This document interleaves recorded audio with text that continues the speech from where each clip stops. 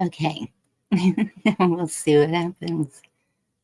Hey, Tomcat, Cheryl, how is it sounding? I restarted the laptop to see if that would help. It showed me that it did not keep the first one that I set up. And so I set up another one. And now Watt told me it shows I have two lives set up for the same time. So, boy, it's really messing with me tonight. So I did some praying. It's right, it's Monday. Tiny Dancer, good to see you. What? KP Heathen. I'm glad. Okay, y'all are finding it. If there's another one, I hope that they will figure out it's not live. This one's live. I'm going to put the link if anyone wants to come up and chat. There's a lot going on, y'all. Man, I'd like to hear some other opinions.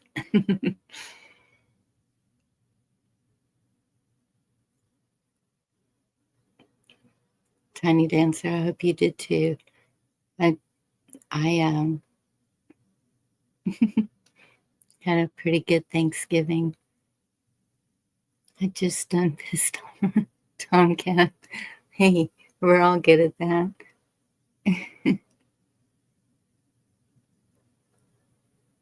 Okay, Cheryl. It's not live, so it shouldn't do anything. We'll see. Hello. You already know that you know what's up. You knew I was coming up. Yeah. What's up, Bonnie?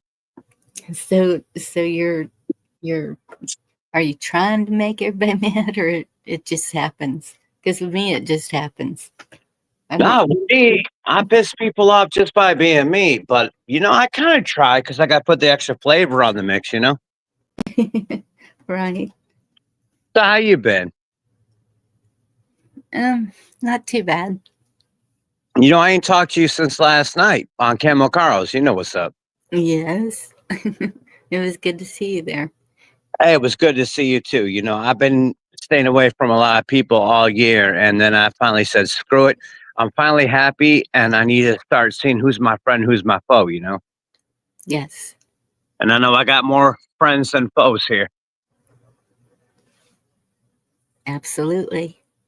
We got some rain here in the FLA. I'm sitting out back by the fire pit, and we got a little sprinkle over here in the FLA, Is that Florida? Are you still in Florida? Yep, still here. Okay. Still here, never queer, always in the FLA. You know how it goes. Yeah. Let's see if I remember what Grey Cloud taught me earlier about seeing the chat from being in the panel here. Hold up. Hey, Holy Spirit. Yeah, I'm stupid. I can't see the chat. I thought I knew what I was doing, but you know what? I screw up everything I do, so apparently not. Are you on your phone? Yeah, unfortunately. If you just click comments, then you'll see the chat. You won't see the panel, but you'll see the chat. Whoops. Wrong button. Excuse me.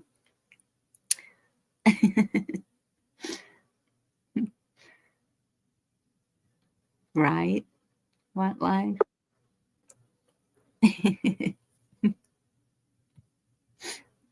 That's So wrong. in the comments, huh?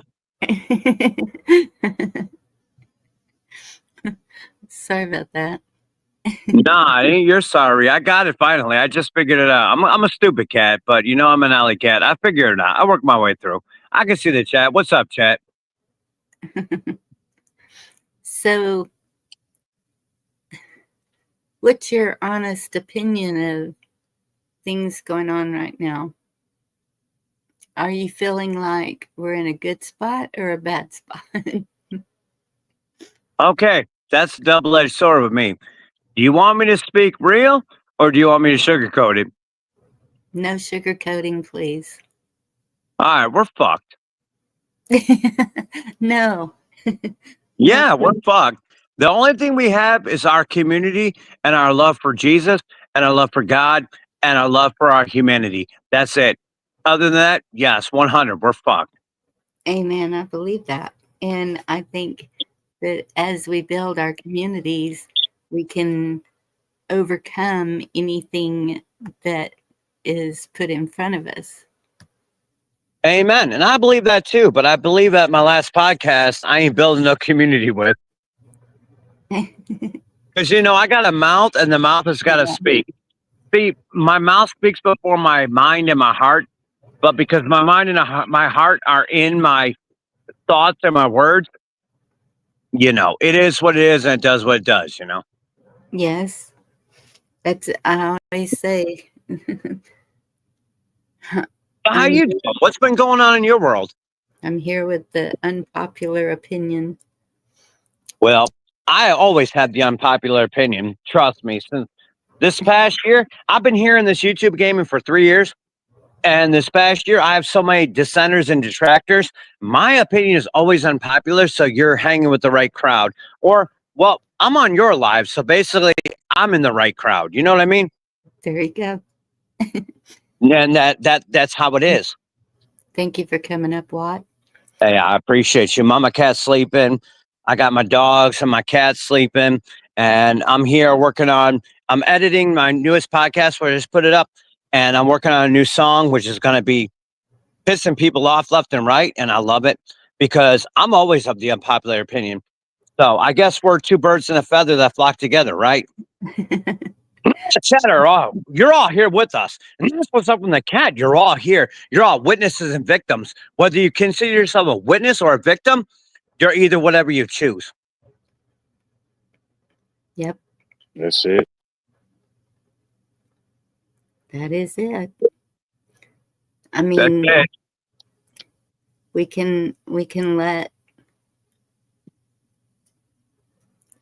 it's a choice. You know, I know you have struggled through some horrific things, and I have as well, but we keep standing. We keep going. That's what we've all been through. See, I started this channel 3 years ago when my wife was sick. After my son died, he was 23 years old in 2019. And then my wife died February 2nd last year. We've all been through some horrific shit, you know? Yes. But the thing is that you don't, I appreciate it. The thing is you don't give up. You don't throw up. You don't show up. You don't shut up. You just keep going.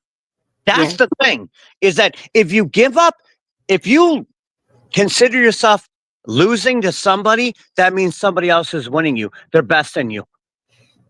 And that's the biggest crime. That's worse than death. Is letting somebody else preach, reach, and teach you. Yes. Well, that's what we're all about. No control. Well, you know, I got no control. I got no filter. I'm trying to be respectful, humble, and, you know, be a good guest, because I've actually been on people's panels and they said, Tomcat, are you going to behave?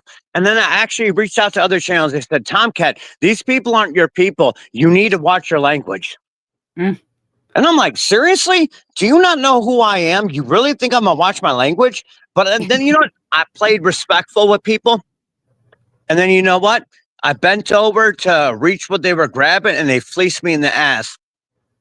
Well, I appreciate you being respectful. And Try to be, you know, you know, this past year, I've been through a lot of shit. And the whole thing is that I have learned, I have calmed down. I haven't been so much of an a-hole. See, I said a-hole. I didn't say asshole. Wait, I just said it. Oh, crap. I just screwed that up. But, you know, I've tried to be all right with the community and be less profane. But, you know, I'm a work in progress. You know, I'm a slip up, screw up. do it up, screw it up, show it up. It is what it is and it does what it does. What can I do? You know, I'm working on it. Yeah. Hey, Mikey. How you cope with losing your family, Nate? Total respect. It's tough, let me tell you. That's you asked me what I've been up to. So my father and mother both passed away last year within a month of each other. My condolences. And then I lost a daughter this Oh, last geez. February. And so I totally understand the keeping on.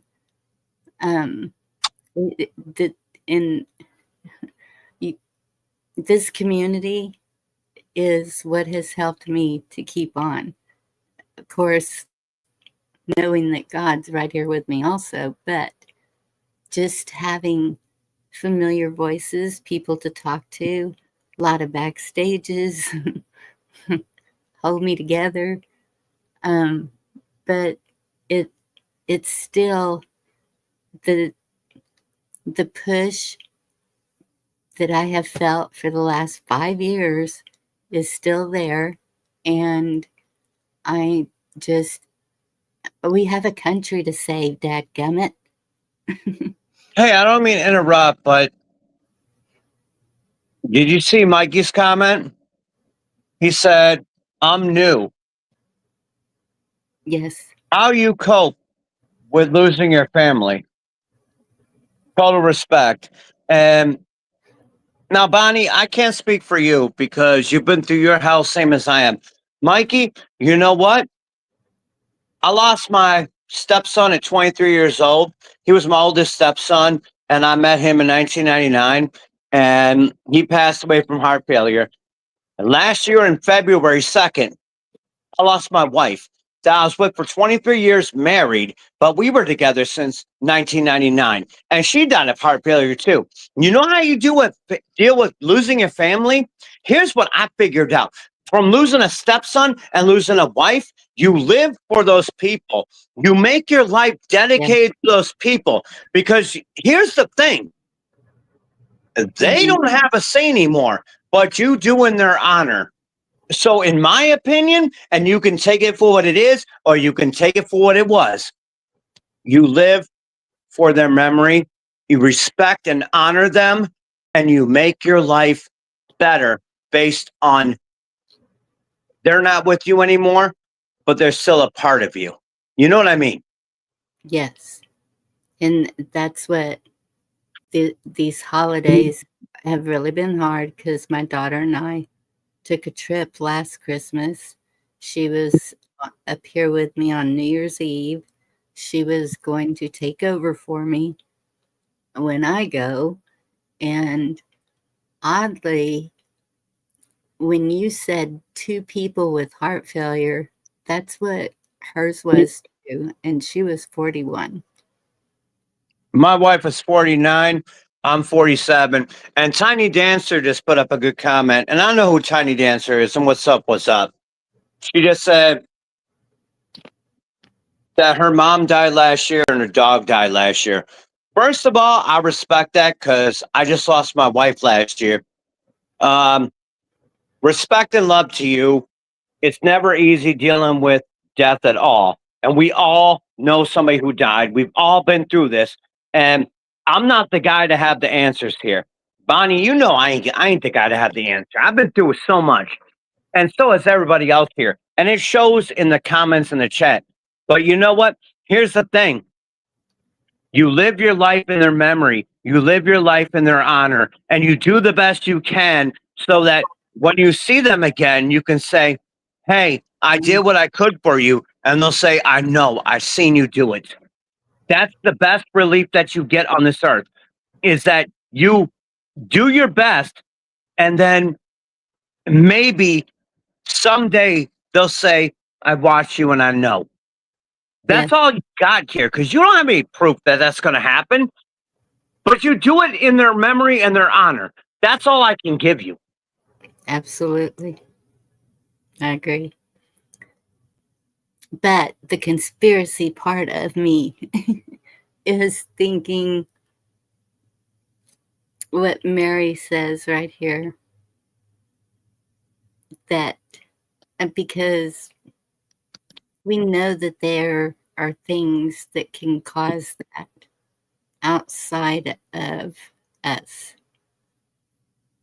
Well, we know what that's caused by, but I'm not going to say the not be saying, but I could, but I can say it on my own, but I'm not trying to get you in trouble if I do say it. Yeah, I don't want to say it outright either, but Play it on it, my channel and I'll leave your channel be. How's that sound for a compromise? it just seems odd that we have an epidemic of that, and she did not get the juice. She did not, she was totally against that. She was same mindset. Look at all these people that have been through the same things we've been through, Bonnie. Mm-hmm. Alone here. They're not alone here either. We've all been through so much loss lately.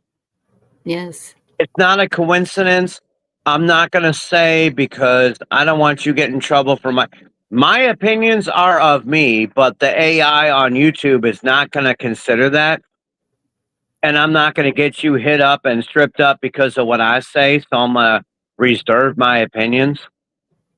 Not because I'm afraid to speak the truth, but because this is your platform and I don't shit where I eat. You know what I mean? Yes. I understand. Tiny Dancer, you're welcome. I know how you're feeling, and it's rough. See, Tiny Dancer, this is kind of a fucked up situ for me because my soon-to-be wife, Mama Cat, her, me, and my mother, we went to the doctors downtown Jacksonville in the most fucked up ghetto part of fucking Jacksonville, and we seen the most twist. It's a mental institution, pretty much, but it's a hospital. And we came across the most fucked up people that are probably less fucked up than most people that are fucking consider themselves sane. And I looked at my mama and we're talking to each other. So my heart breaks for you, Tiny Dancer, because I got to speak to my mama today and you didn't. And I'm sorry for that. You know, my heart breaks for you. So respect and love for you, and the community is here for you. All you gotta do is voice what you feel, and we got you here. You know, we can't solve your problems, but maybe we can help you get through them. You know what I mean? Exactly. Yeah. And that's why I keep doing it. We need to be together to help lift each other up through these times, because there's so many in this chat right now that I know have had great losses. And Mary Freeland just said it's, that her parents, her brother, and her husband passed away. yes. Man, that's a hard pill to swallow because I lost a son, I lost a wife, but I didn't lose my parents and all that. Yeah, I lost a wife. Mary, as a widower, almost 2 years, my heart goes out to you. I have not lost a brother, a sister, or a parent, but I can't imagine what you're going through. I can relate to you as far as a spouse goes. Man, bring it to God. I appreciate you. I love you and I respect you. And if there's anything the community or me can do, we're all here for you. I'm sorry, Bonnie. You continue. I'm sorry. No, That you're fine. Thank you for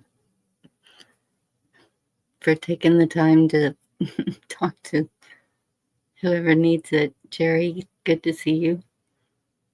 Man, we speak to the chat because when we go live, by the way, I'm doing my first live in like 10 months. I'm doing a fireside chat live in a couple weeks or so. I gotta figure it out. But I like going on panel. I've been on panel with a lot of people. I've been on panel with people I don't even know, man. I join people's chats and I'm like, what's up, what's up? And they went live.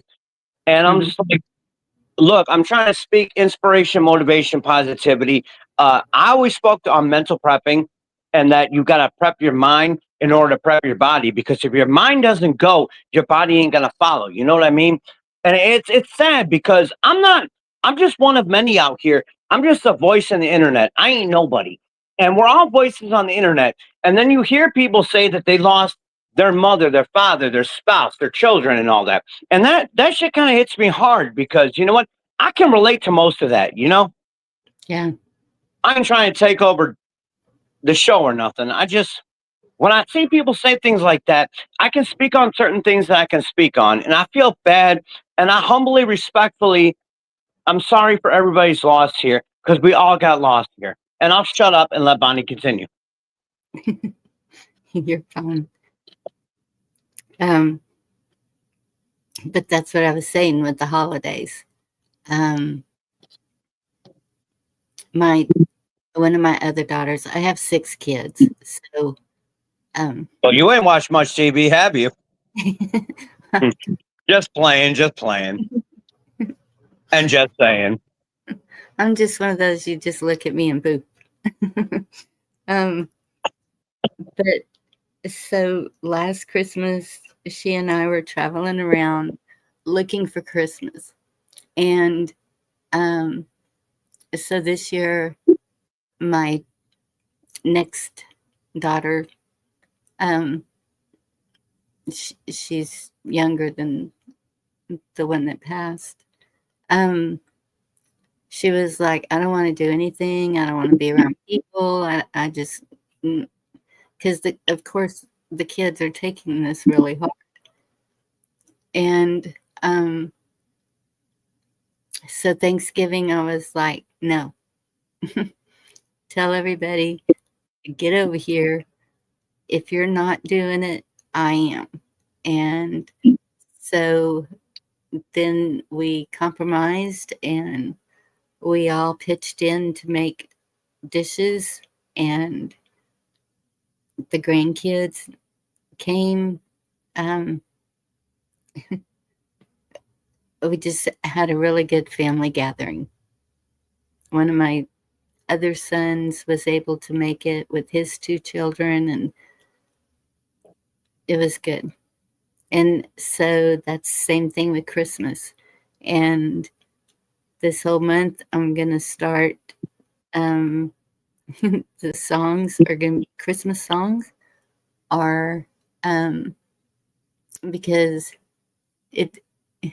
and I know I should be doing it more, but it is a time to celebrate our Lord and Savior. Amen. Bonnie, can I ask you a small favor? What? May I lead the chat in prayer, please? Absolutely. Dear Father God, may we bless Bonnie and everybody here in chat. We've all lost a lot in the past couple of years. We've lost a lot of people that we didn't think we were going to lose. Time is short, and we don't know what's going to happen tomorrow, whether we get taken out or somebody we know gets taken out. So please, hear our prayer. Bless everybody that's around us, because we don't know what tomorrow brings. Only you know, Lord. We don't know. And because we don't know, we rely on you for our strength. Please bless and keep us. Please let us continue, because the people that we lose, we continue in their memory, because what else do we have? We have to remember the people that have been gone and gone before us, because we have to keep their legacy and their life alive. Because if we don't, who else is going to do it? And also, bless and keep everybody who's feeling alone in this holiday season, because there's no reason for us, but we continue, because what else are we going to do? Are we going to eat at Wendy's and jerk off all day? No, we got to continue to fight. We got to keep continuing to keep going on, because if we don't keep continuing going on, then what do we got left? What are the people that have died are going to do without us continuing in their memory? See, we keep their honor alive for a reason. And I'm not the most saintly saint of all. I'm not the best child of God. But you know what? I'll stand for something, and I'll stand for everybody that stands for something. And I love you guys. And I'm sorry for all your losses. We all got losses. We've all been hit in the head, and we're left for dead. And we got to continue to honor the dead because we got nothing else. So in Jesus' name, fuck it. I'm the most horrible preacher of all. Amen. Let Amen. it be so. Hey, I ain't perfect, but at least I'll do what I do. Yep. And just I pray for kindness in my heart, not to let any bitterness come in, because I think that's where you get stuck, is if you start feeling bitterness. That is where you get stuck. Because I'll be honest with you, I lost my wife. I was with my wife since 1999. We got married. We were married for 23 years. She came to me with 4 kids, and then we had my son. There was 5 kids, 4 stepkids, and 1 son. You know, I married a single mom, you know, and I see my oldest stepson pass, who I was trying to mentor in 2019. Here's the thing. We live for the people we lost. We keep the memory alive by continuing to be us. If anything, the best tribute you can give to the people you lost is live for them. And now I'm going to shut up. And that's true. And keep seeing the beauty in the world. It's not all ugly. Yes, there's evil, but there's still so many good people. Hey, Jan, good to see you. Why do you think at the end of the news they talk all about all that what's bad, and at the end they do a feel good story just to say, oh, well, the world's not that bad. You know what? There's more good in the world than bad. But you know what? Good news isn't sensationalized. It doesn't bring the masses off their asses to do anything. There is more good people and more good things happening than you know. But the fear and the bad and the, oh, everybody's out to get you, the bad shit, that's what's going to hit you. That's what they sell to you. But there's more good than bad in this world, believe it or not, because I believe it because I see it every day. And that's what's up from the cat. Now I'm going to shut up again. Get me fired up now. I think you stay fired up. You're always fired up. You know what's up from the cat. Yep. Because you know what? I bring that thunder, I bring that heat for a reason. It's not an act. That's so people pay attention and understand that you're not alone in this world. There's people here that will back you up. You got a community. All you got to do is accept it. And you know what? I always tell people, and I'm sure you agree with me, Bonnie. I'm sure you agree with me. I always tell people, drop a comment at the end of any of my lives, at any of my videos. If you got something to say, stay anonymous. But if you're feeling a certain kind of way, and if you ain't got nobody else to talk to, make me the next one to talk to. Because if you're going to end your life over some bullshit, don't do it. Talk to somebody who will listen to you. I get people that email me, call me, text me, everything. You don't even know how many people I've saved. And I ain't saying that to flex. I'm saying that because I want people to know they got somebody they can turn to when they need to turn to somebody. Absolutely. Everyone has a purpose. And why do you and me go live all the time and make videos? Why do content creators go live and make videos? Do we do it for us or do we do it for the people? Really think about it, speak about it, and tell me what you think. Well, it's for all of us. When I first started, I was on a healing journey myself, and then getting to know these people, and you know, in chat you see a name and you see their comment, but I don't know how to explain it, but it's like I can feel them. It's like they're there. They are the lights. They're the 99%. They're the people. See, I don't know a lot of people. I see a lot of screen names come. I see a lot of screen names go. I've been here 3 years. I've seen it all. I've been doxxed. I've been hated in every way you can be hated, offline and online. I don't care. The message and the point, Bonnie, and I'm pretty sure you feel the same way, is that we are here for people. We don't just speak in thin air just for us. We're talking to somebody, whether they listen or not, whether they come or not, whether they pray or stay or not. We come out here and we're trying to do better, not just for ourselves, but for our fellow men and women out here. And that's what I try to do. It's about fuck, I can't speak. You know what? It's past my bedtime. Inspiration, positivity, motivation, mental prepping, inspiration. I already said that. Good. I'm continuing to, whatever. Bonnie, it's on you. And that's last year or the year before, every day a message was just dropped on me, a message with a song and a video. And so that's when the title started changing to songs, and I was like, okay. And all of them were like motivational. They were how to strengthen your mind, your body, and your spirit. And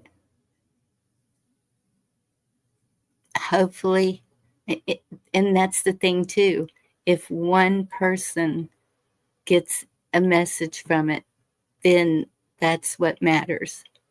If one person is helped in some way, that's what counts. Bonnie, let me ask you something, if I may interject, please. Yes.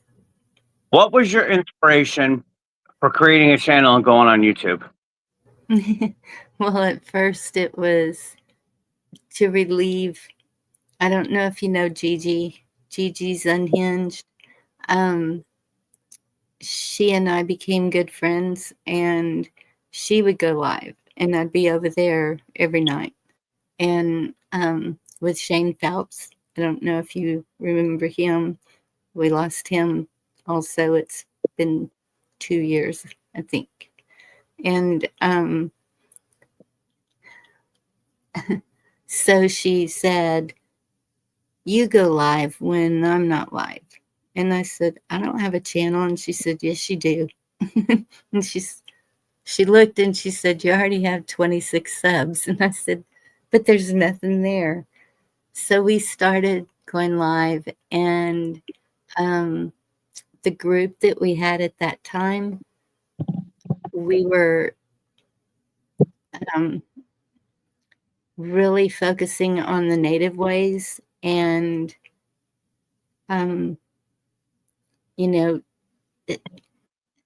bringing people together, and the healing part of it, all of it, just that was our focus at that time. And since then, it's just kind of built from that into what it is now. And there's been times when I'm like, I'm quitting. This is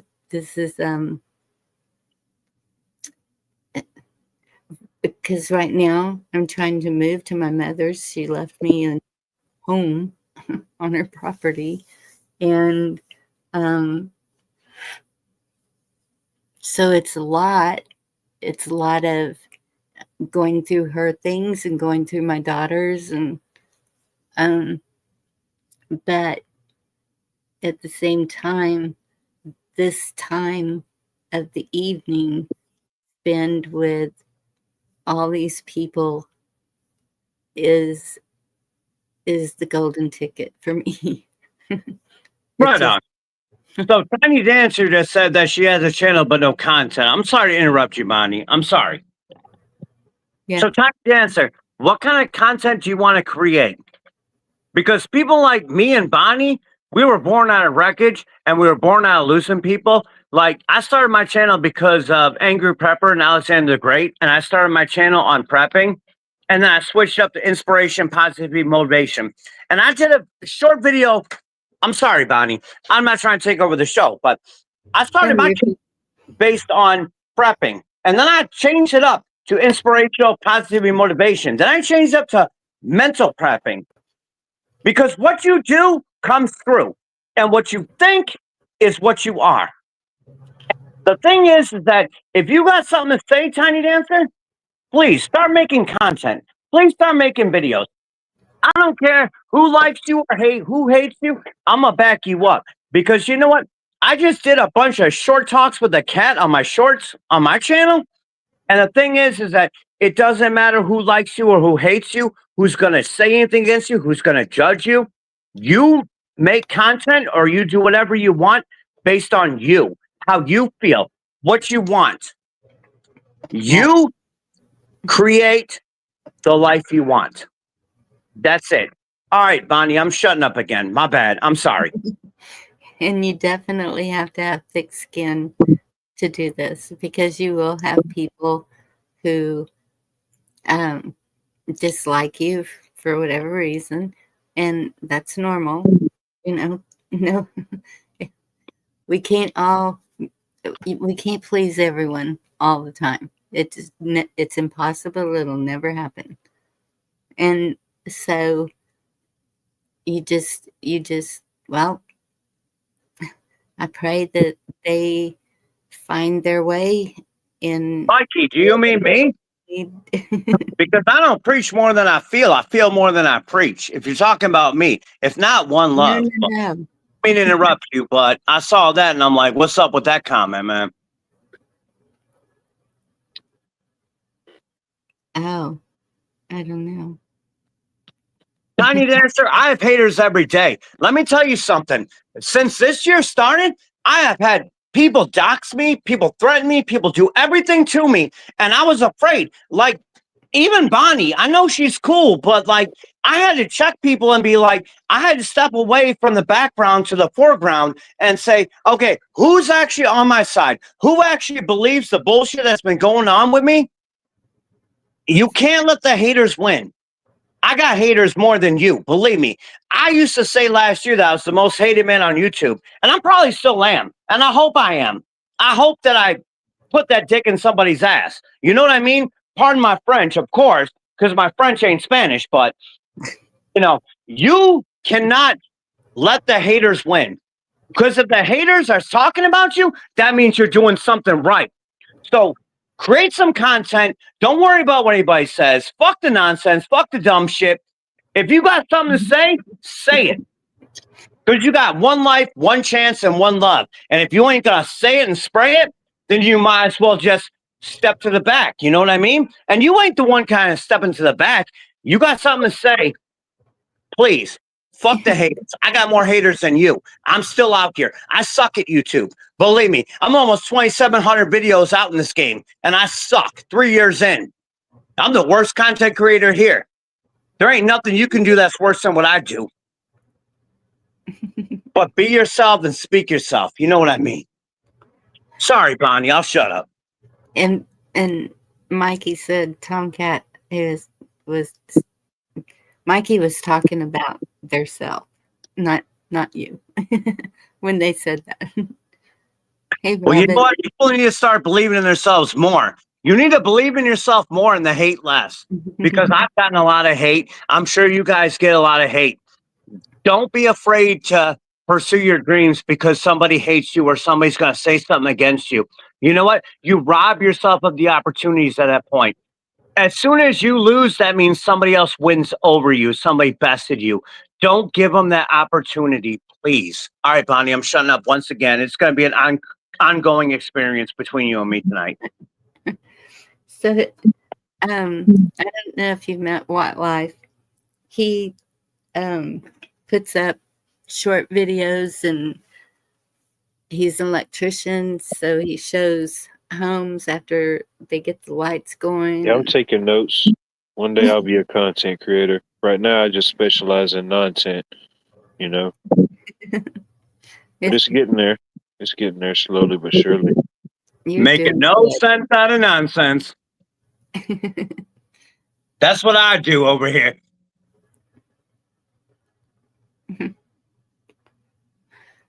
I hear crickets. I must have said something wrong yet again. And but What Life has been a good friend through everything. I really appreciate you coming up all the time, Watt. Always a pleasure. I'm on TikTok too, and I'm only on TikTok the past couple of months because my sister said so. Don't worry about your camera shyness. You know what I do? I don't show my face much. I got messed up teeth. I've been in many fights. I've been fucking pronounced dead 3 times. I ain't want to show my face.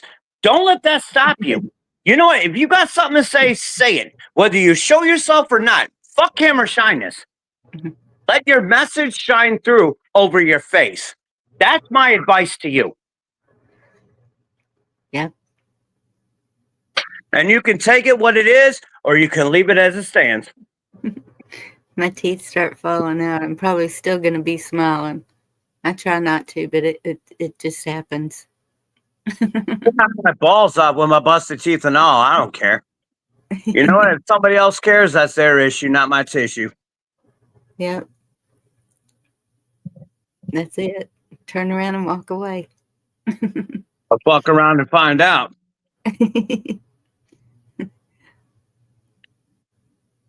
I saw a guy once get his teeth knocked out we were playing pool and someone broke, whenever you first start and you break, and that ball bounced up and hit him right smack in his front teeth, and 2 front teeth just went flying.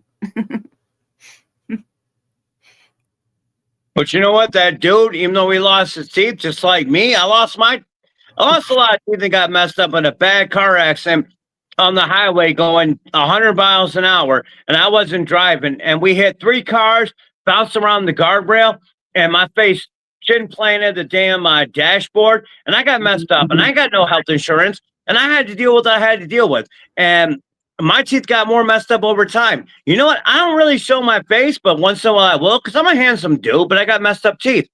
It is what it is. It's a double-edged curse. Yeah. So, you know what? I say what I gotta say, and I let my message through.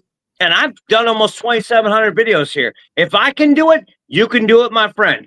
Don't worry about what people say about you, whether you're on TikTok, YouTube, whatever. Whether you're speaking to one person or 1 million people, you have a story, and everybody's story needs to be heard by somebody. So don't rob people of hearing your story. Get your message out there. I don't care how you feel about it. You think I feel good about what I've been through? I started my channel when my wife was sick, man. I ain't got nothing to say. I was going out to crackhead hotels trying to get interviews with tweakers and shit.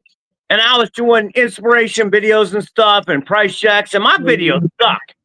You know what? You guys think that you can't start a channel or your videos suck? I've been sucking for almost 2,700 videos that I've been here on YouTube. And you know what? I ain't stopping. Let that be your motivation. Even if you think you suck less than I do. So just go out there and do it. T-girl, good to see Damn. you. You're a sweetheart too. And I remember when you first started and your wife laying there. I totally remember all of that. So you gotta have the guts and nuts to make it. Because if you ain't got the guts and nuts, even if you're a female, and I hope you ain't got nuts, maybe you'll work for Bud Light. If you do, call back, shout out. The thing is that you don't care what anybody says. You're doing your videos for you. And maybe you're hitting one person. Maybe you're not hitting 1,000 people. Well, good. Hit that one person. One person. Your audience is going to come to you. But you got to put it out there. You don't put into the universe what you ain't going to get back. If you put out nothing, that's what you get. Nothing. And that's what's up on the cat. Do I got to spell it out anymore? Shit. You feel better now? No, but I said what I got to say anyway. Sometimes I just like to rope people in. I want them to hate me because the more some people hate me, the more they're going to try to do their own thing. Sometimes I got to be the springboard. Oh, this guy's an asshole. I can be better than him. Well, be better than me and just put out a channel, put out some videos, do your thing. I want you to be better than me. I champion people that are better than me. Trust me, I want everybody to hit the top. And I know you guys are all better than me. I suck at this shit. So prove me wrong. Show me. Put out some videos. I mean, if I can do it, anybody can do it. Shit.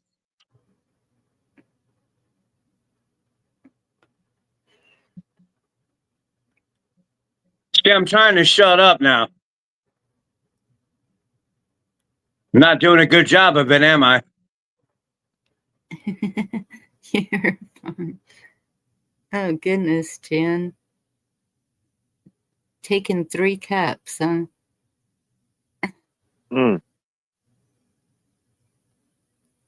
Ernest actually just popped in my mind. Huh? Hey, Blue. Red Pill Truth, what's up? What's up? Evening, Red.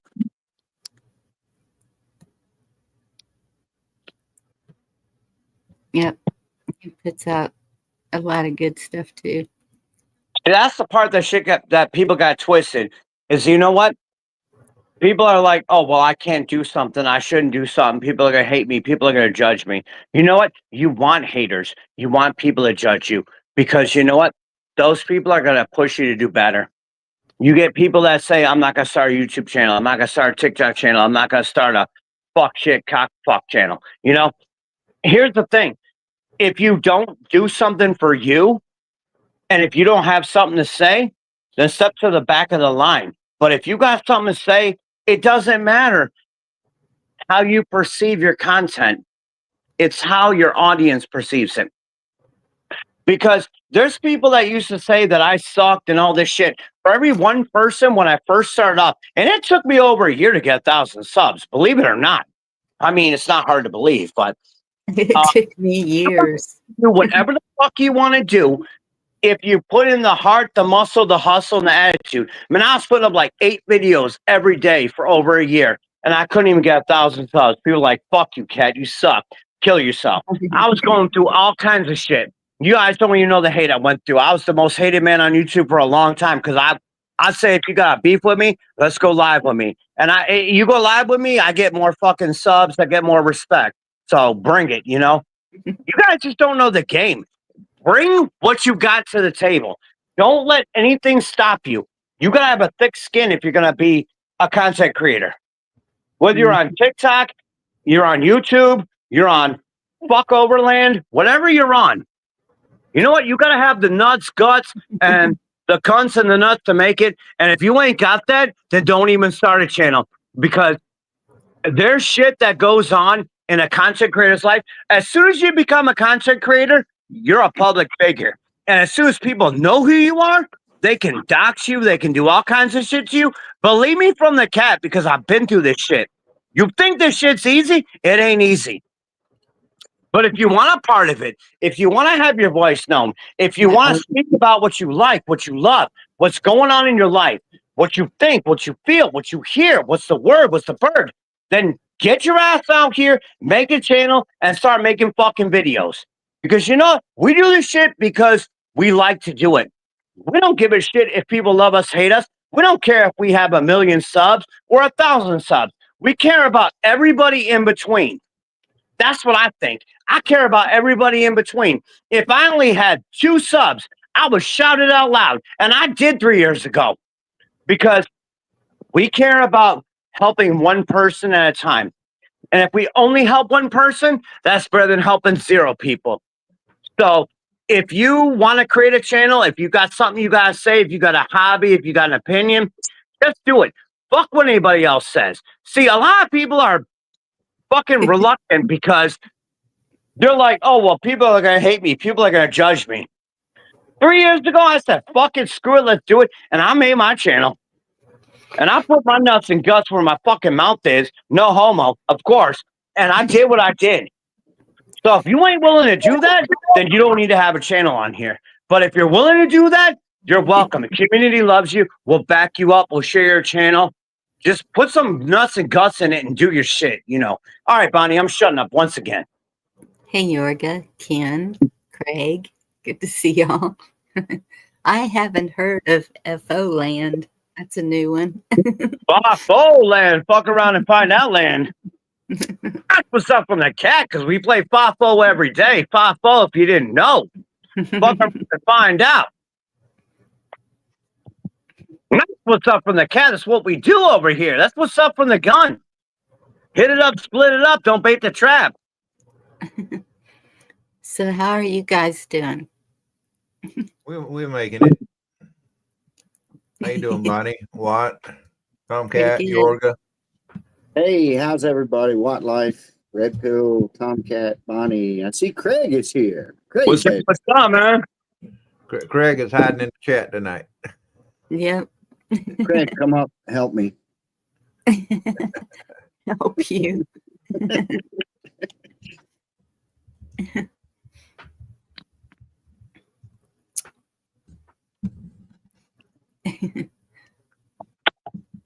So I just popped in. So what are we discussing tonight? Well, Too much shit. I started out with a question and What then was it the question again? went from there. A question? I missed that part. Did you get an answer? Oh, I did think she ever?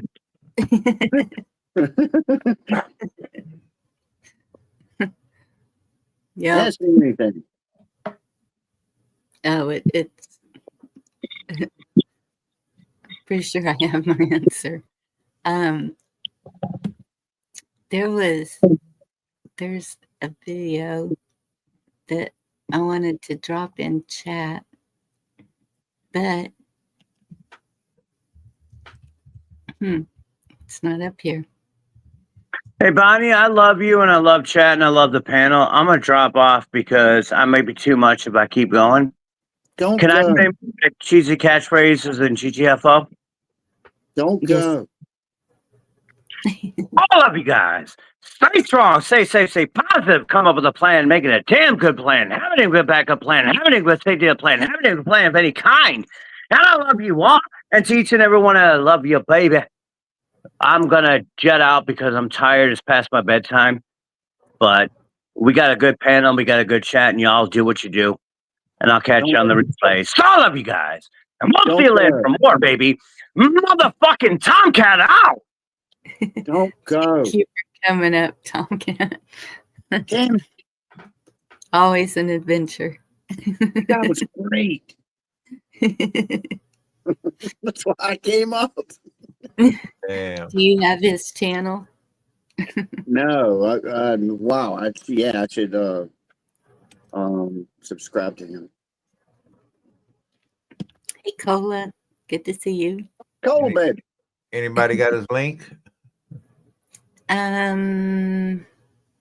Let me see if I can grab it real quick without making everything go nuts. Don't do I that. restarted my laptop, so I'm hoping that everything works now. Yeah, it's been clear so far. No no roboting. Awesome. Thank you, Watt.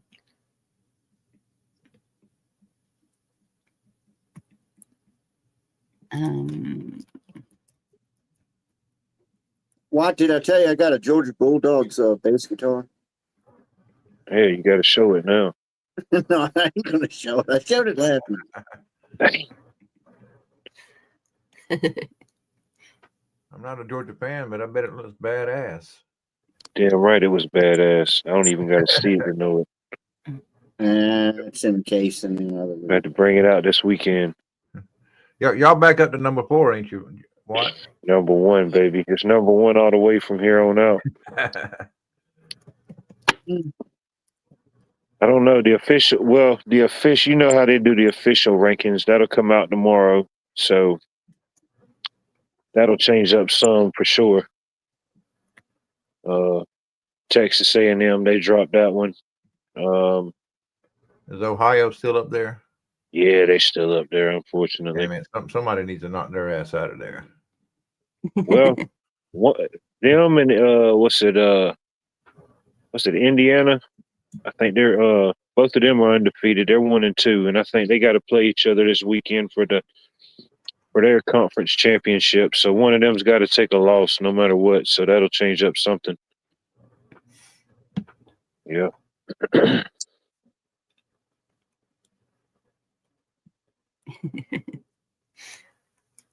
All right, that's up to him. Cool. Yeah, I don't know how I found him way back and listened to him, and I was like, okay, he's got a unique way of presenting it, but I like the message. He's like a motivational speaker.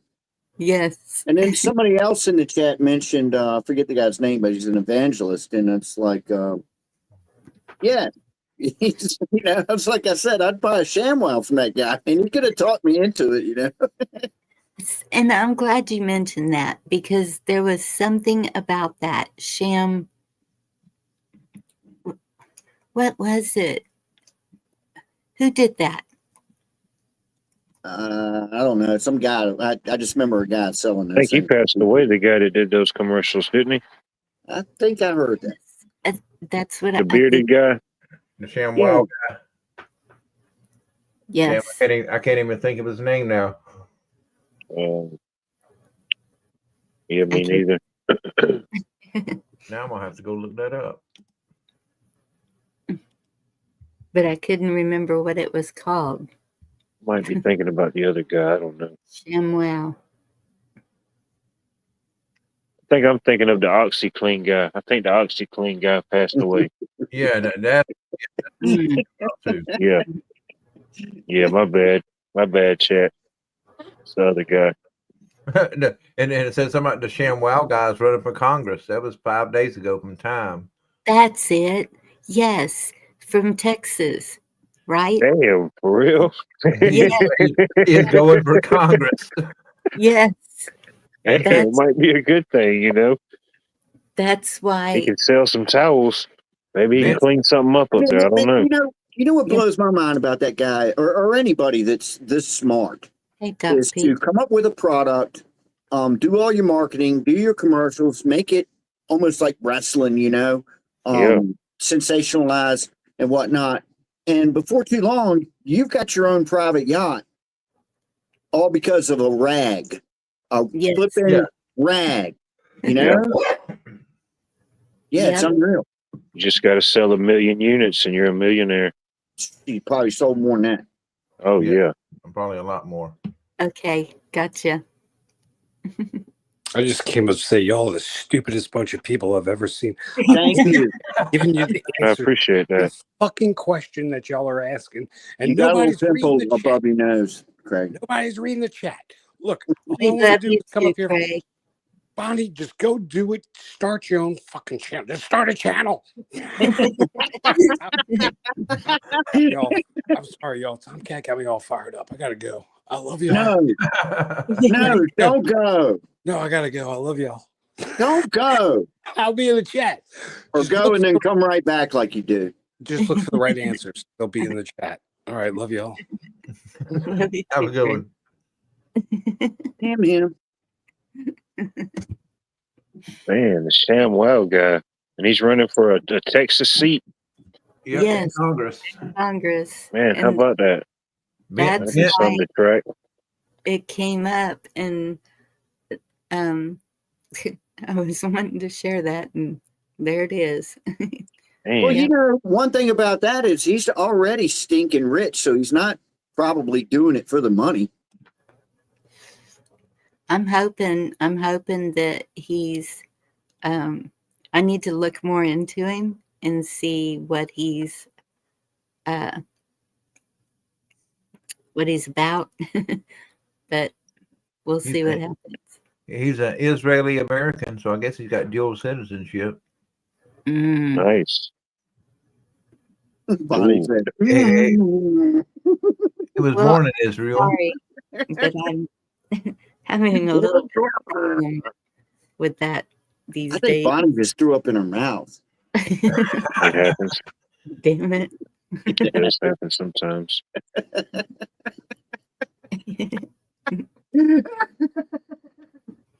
Are you in Scotland, I'll Mikey? mute. I'm muting. I'm mute too. Screenwriter, director, and political candidate. I don't know. Well, I guess he'll fit right in with the central casting. Yeah. That's what I'm thinking. Man, where's Tony Gazelle at? Maybe he could run. He is an ex-Scientologist. There you Oh, go. great. Man, Mm, dude's got all type of accolades. Man, I'll be honest with you. If you're an ex-Scientologist, you're probably a pretty smart person Yeah. that got away from it. You know what I mean? And knows a Yeah. lot more about shit than what we know about. You know, so most- I wouldn't most say of- that's a bad thing. Because most people say once you get in it, you can't get out. But maybe he did get out. Oh, people do get out, but yeah, it's apparently not real easy. Yeah. You just don't want to get in it. You don't want to get in it. Yeah. that is the big question, Carolina. I've All talked right, about it before. Their basic premise makes a hell of a lot of sense, but you don't, and that's kind of, I guess, what gets people in there. But that book, Dianetics, I've looked at it. I didn't really read the whole thing. I skimmed through it, just kind of see Yeah. what's going. And the main premise is a damn good idea, and that is that your brain is only two things. It's not all this complicated stuff in there. It's two things. It's analytic and it's reactive. So your analytic side is the side that thinks things out and goes, hold on a minute, don't get, goofy here. And then your reactive side is the side that goes redneck and everything else, and we all have that, and it's all about controlling the reactive side to be more analytic about things, You have to which find the balance. makes perfect sense. I mean, it does. It does make sense. And that's what I've been trying to do more of, because I have a tendency to react quickly, and Yep. that just gets you in trouble, and it It's- ruins things. And Bonnie, that's exactly what I'm talking about. It's that Yeah. simple. Two things, not a trillion things, two things. Yeah. I mean, even if you're not a Scientologist, if you kind of go along those lines and at least be aware of it, whoa, I'm getting reactive, calm down. yeah, That's a good thing for anybody, Christian, whatever. exactly. Because when you're reactive, you're usually reacting on emotion. I don't Instead. know. I watched a documentary with my wife about Scientology, and it almost seemed like it was a cult. It is a cult. Yes. And there was all kind of abuse that people were coming out about, and Mm-hmm. I imagine, you can get away with a whole lot of stuff up in there, because it's so secretive and private and whatnot, So if you have bad intentions, you can probably get away with it. Nobody's going to say anything. So you said that was a book, Yorga? Yeah, the book is called Dianetics. by That L. was Ron Hubbard. L. Ron Hubbard. That was the main book that came. I mean, I think he wrote some books. He wrote some science fiction. He wrote like several books. Yeah, he wrote several, but that's the one. If you want to just look, I've looked at Jehovah's Witnesses, doctrine, Mormons. I'm not an expert on any of this stuff, but I look into these other things. I haven't done Muslim, but Dianetics, I looked into that. Just looked into it. It doesn't hurt to look at stuff. No, and, that's how so you learn. yeah. Learn your Stacy enemy. swallowed her emotions. Look what happened to her. Okay, she sounds familiar, but I don't know what happened to her. Isn't that the one that ran in Georgia? That one? Yeah. Yeah. I didn't too much like her. It's a cult. Oh, Dianetics is a cult too. Well, that's the name of the book, and I guess that's their Philosophy or something. or, yeah, something like that. There's another word I'm looking for, but it is Scientology, which is a stupid word anyway. I remember I was out in Hollywood when I was about, well, let's see, 87. I rode through there, and I ended up just by accident riding right by their main building, Scientology. I remember just looking at it, going, it was nighttime and all the lights were on it and stuff, and I was like, that's where it is, man. Shit. but still, it's a good concept to try to think clearly and logically before you Absolutely. respond. And Absolutely. Yep. so I can't see that being a bad thing. No, but once they get you in there with good ideas, I think they start Yes. infecting you with bad, and just it's a control thing. I think more than anything else, they got to get you in there somehow, and hell yeah, that makes a lot of sense to me. It makes sense to you, It's so I did take that away from. I didn't, like I said, didn't read the whole book, but I did take that away from that concept. Well, it sounds like and it's it's a good thing. So sounds like it's kind of like Stoicism, maybe. I don't even know what that is. When you're stoic, you're more I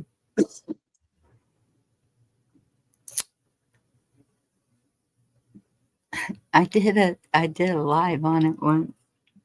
Oh, well, that's all right. It's just keeping it. You know how we'll just come up here and spill our guts, and it's keeping yourself together, keeping things, if it relates to someone, or if it helps someone, then yes. But as far as just, how when you walk up to someone and you say, how are you doing today? And then they'll be, oh my gosh, my knees are just killing me, and the gout's acting up, and the digestion's just, how they just keep on and on about, okay, you're falling apart.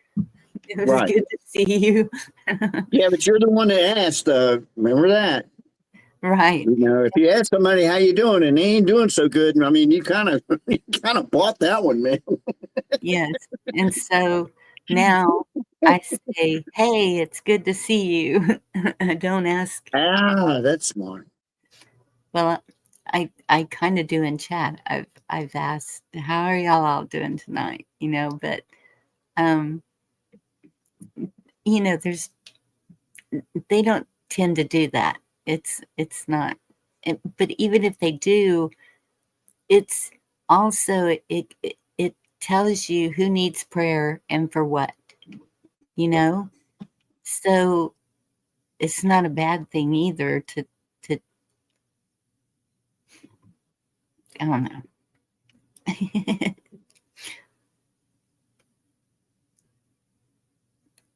I still don't know what stoicism is. I mean, I've heard the word stoic, and I assume it. I don't know. It sounds kind of Okay, let me look. standoffish, or I don't know. Yes, it kind of can be, but also at the same time, it's not leaving anybody behind. It's kind of contradicting sometimes. And the only reason I know about it is because somebody told me I needed to be more stoic. You're lacking in stoicism, Bonnie. So Stoic.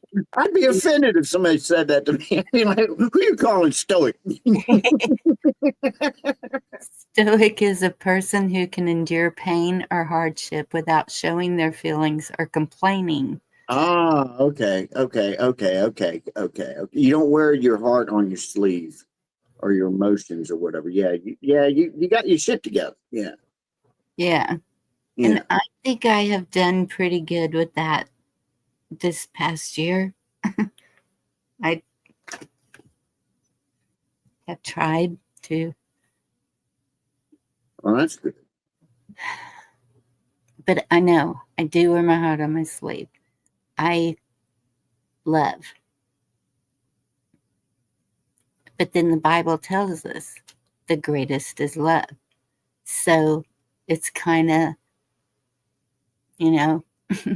if I'm going by what God's leading me, is we're supposed to love all.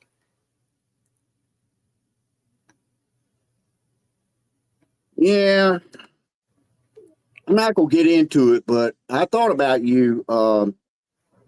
Thanksgiving Day, I went and saw some friends, and this has nothing to do with me at all. But there's a situation at like probably my best friend's house. I know I've known this guy since I was 6 years old, and it has to do with the son. And it's not anything real bad like breaking law or anything like that. But I said, who can I talk to about this? Because I thought I want to call the guy I grew up with. But then I feel like I'm putting my nose somewhere it doesn't belong, just kind of letting him know, hey, I had a talk with your son on Thanksgiving and, but then I was like, who's the most compassionate person I know? I was like, it's Bonnie, man. If I was going to talk to I wanted to talk to you about this, but I don't have your phone number or anything. So I just never did. I never did. And I just worked it out on my own. And my answer is I'm not going to say anything to anybody. Just let it work itself out. And his dad probably already knows what I was going to tell him. And it would make him uncomfortable with me telling him because an outsider, you see what I mean? And so I finally just came to the conclusion of I ain't saying nothing, So anyway. Well, and you can get it from Cola. Text me. Okay. Later. Yeah. I mean, it would have. Also, I didn't want to really put you through it because it would have taken me 15 minutes to probably tell the story, So it was like 15 minutes is not nothing. It's a long time of listening to me. I'll tell you that. Horrible. But I thought, you are probably the most compassionate person to a fault. I'll tell you that, to a fault. You might be too compassionate, but however, you're the most compassionate person I know. And I was just like, she might be a good person to talk to about this, but I worked it all out. Is there such a thing as being too compassionate? Not if you're God. We're human. No, I'm not God. But it's probably our answer to that is no. You can't be too compassionate. I don't think so. What do you think, Watt? What's that? Yeah, what? What's the question? Can you be the answer will be in the chat according to Craig. Which answers do you seek? Can you be too compassionate? I don't know. I don't know if that's possible. I don't know if it's possible. As long as there's the right intent, whatever the intent is, if you're compassionate and you did a good deed for somebody, then that's on you. Whatever happens on that is it's in the universe to solve itself out. You did what you thought was right. That's all you can do at that point. Carolina said if you were dealing with the devil, yes. And I think you can be too compassionate for someone, and then they take advantage of it. Yes. You got a point there. Yeah. Kids will do that shit. Let me tell you. Yes. So that's where some people make a mistake with me, is in thinking that because of the compassion, empathy that I feel for people, the love I feel for people, that I can be a doormat. Okay, Yeah, that can happen with anybody. Yeah. maybe to an extent, but once you've crossed that line, That's it. mm,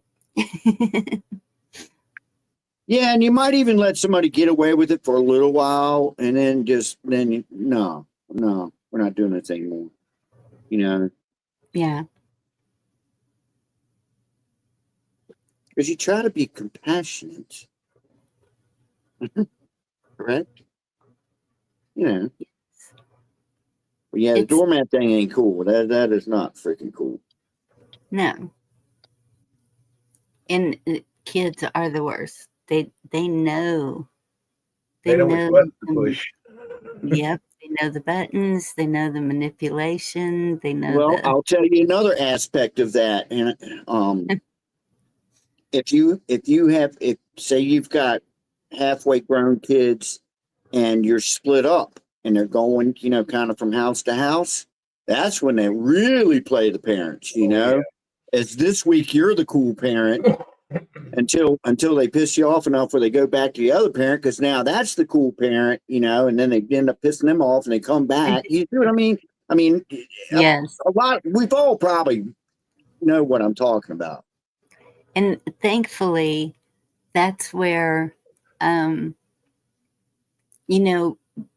maybe because of me being the way I am, any family gatherings that we have, the kids invite my ex-husband.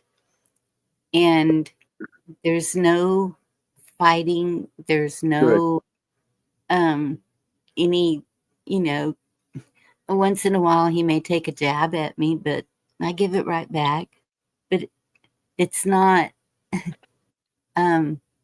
we can be in the same house, same. Yeah, I'm like that with both of my exes. Yeah. Now, I'm not going to say it was always that way, but now, yeah. So I don't like being around either one of them. I'll tell you that. Yeah. Family's family, and I had kids with both of them. So Right. And for the kids' sake, that's why I do it. I mean, also. What's really weird is my first wife, we had 2 kids together and we split up, and I went another 10 or 11 years before I got married again. But I got married, and my second wife got pregnant with my son, and my first wife got pregnant about the same time. It's crazy. And they had birth about the same time, and my first wife had a girl, not mine now.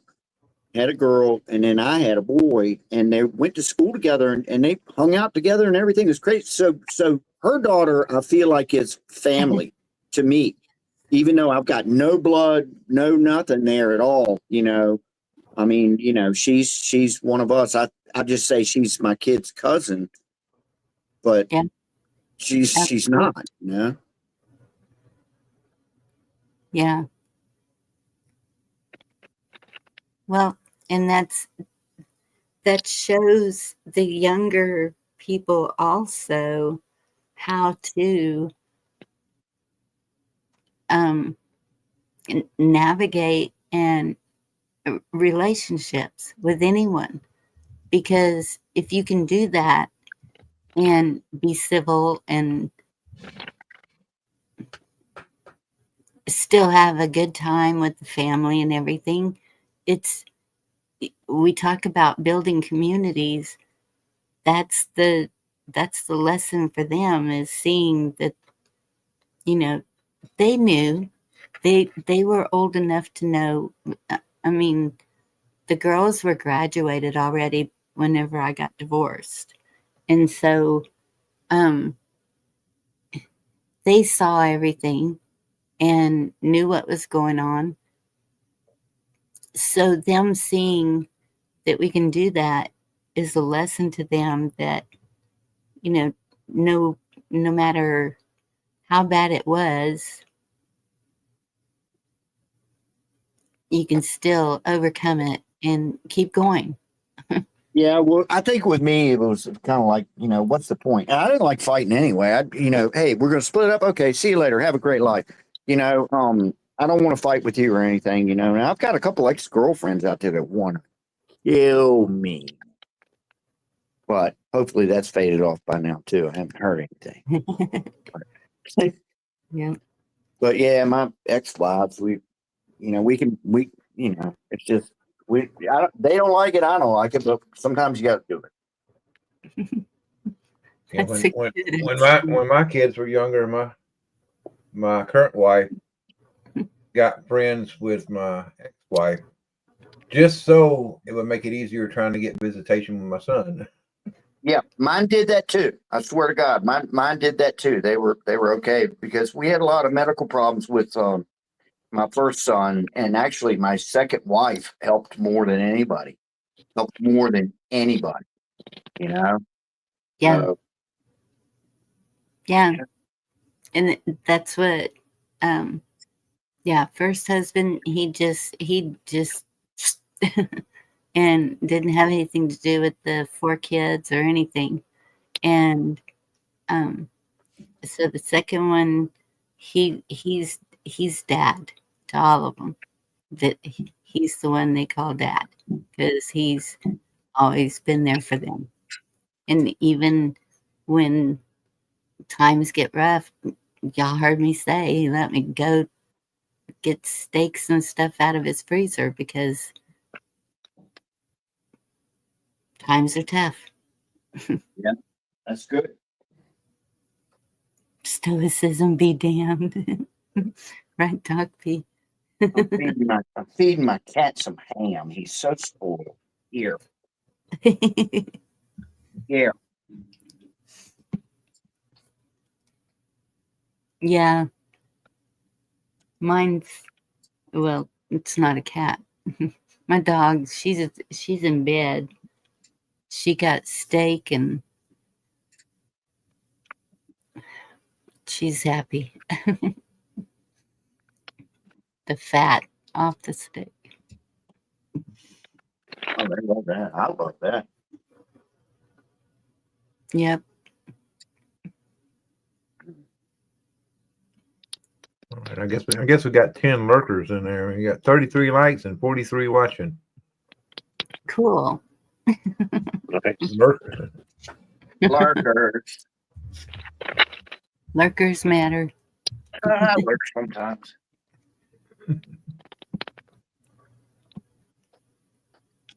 There you go.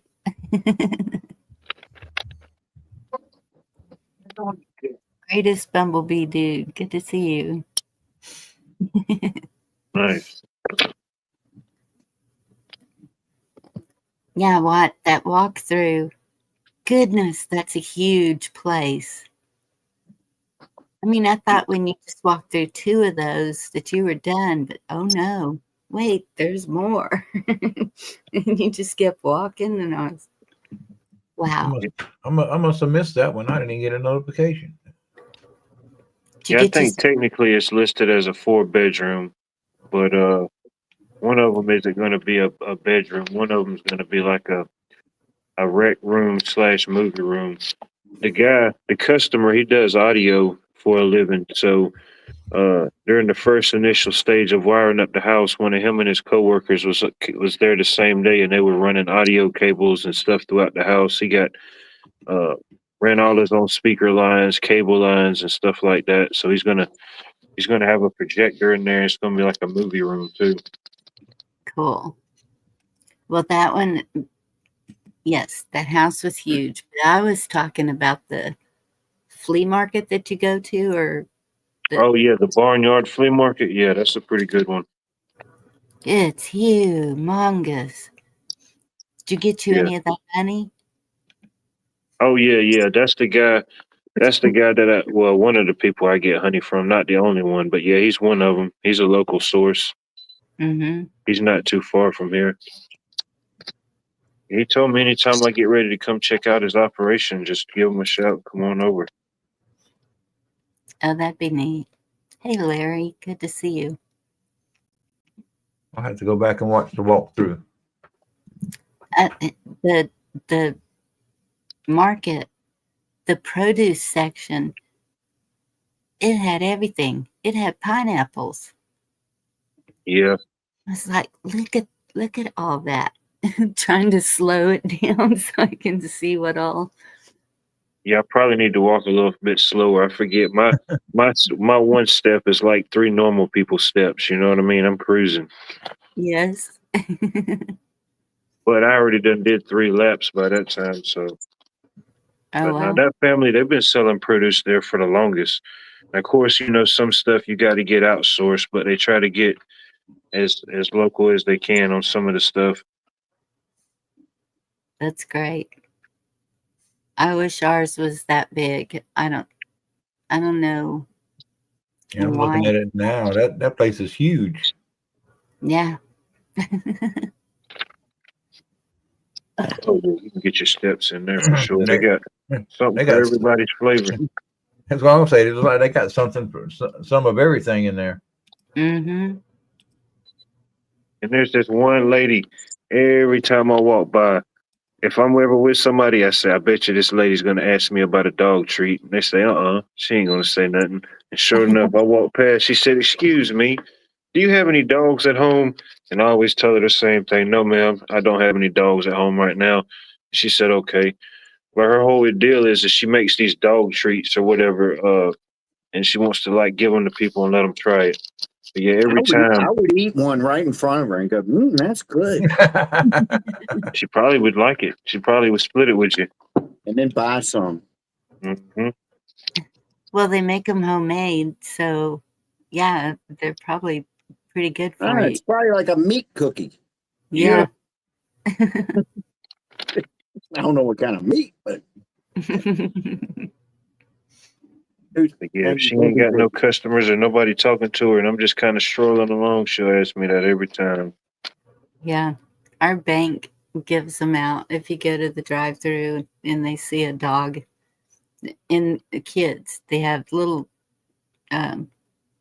suckers for the kids and dog treats for the dogs. They give them out. And I started saying, it's probably because I always got on my Georgia gear when I go there. You know what I mean? She's like, well, he supports animals. He got a dog on his shirt. You know? Right. In Carolina, I do not hate Spam. Spam's amazing. I'll eat Spam if I'm desperate. Really? I think I used to make it like once a week because, well, for lunches especially, slice it thin and fry it and put it on a sandwich slathered with mayo. Good stuff. Tomatoes, onions. Yeah, that shower in that house that he showed, man, that is an awesome shower. It is. That's pretty cool. That's what I need. Because it's got the handheld and the, yeah. Got like a little bench seat back there. And Yes. And then in the master bedroom, on the same wall as that walk-in shower, that mirror that's on the wall, it's a touch screen. And it's got the touch screen with the anti-fog, so the wife can sit there and do her makeup and everything, and you ain't got to worry about the fog. You know what I mean? Oh, wow. Doing it big, doing it real big. wow. Yeah, it's a nice place. Love the landscaping in the front. And they And got a pond and a creek in the back. Can you beat that? Wow. Can't Wow. beat that at all. No.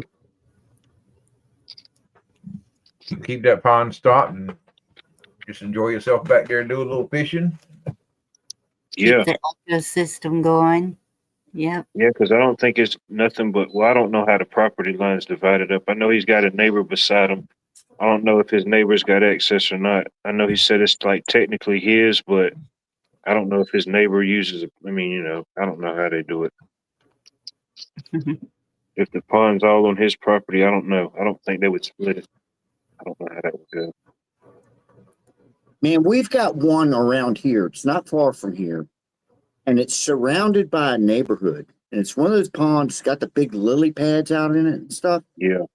And I'm telling you, these people don't take lightly if you just roll up in there and start fishing. It don't matter if you got a fishing license or not. They've got you can join, and I'm talking like 20 years ago, it was like $3,000 a year just to be able to fish this pond. It's full Damn. of largemouth bass, man. Wow. You throw something in and they're going to hit it. But I got permission to go with a friend who lived in this neighborhood, and I have fished it before, but it's just like incredible. You know, you throw anything in and something's going to hit it. You know, and they're all big. You know, of course, nobody keeps anything. You know, you throw it back in, they just get bigger and bigger and bigger. Oh no. We had a big ranch here that my father-in-law was good friends with the owner, and he would let us go once a year to fish in his pond, stocked really well. And we kept everything we caught, big catfish and Oh, I like keeping and eating my fish. Don't get me wrong now, you know, but it was just kind of a, you know, most of the bass fishers around here are catch and release anyway. Yeah, And even the most big, we've got giant catfish out in the river. And we've got I know guys that go out there and catfish religiously, man, and they throw everything back too. yeah. some people just like it for the thrill. Fishing, I'm sorry, saltwater fishing is, man, they taste better anyhow. I agree. Yeah. Well, I can't do that anymore, but when I go down there to the river, there's something, if you go down at night, something big is jumping out of the water and back in. And I'm like, I want to catch whatever that is. Better bring a bigger pole. Piranhas. Yeah.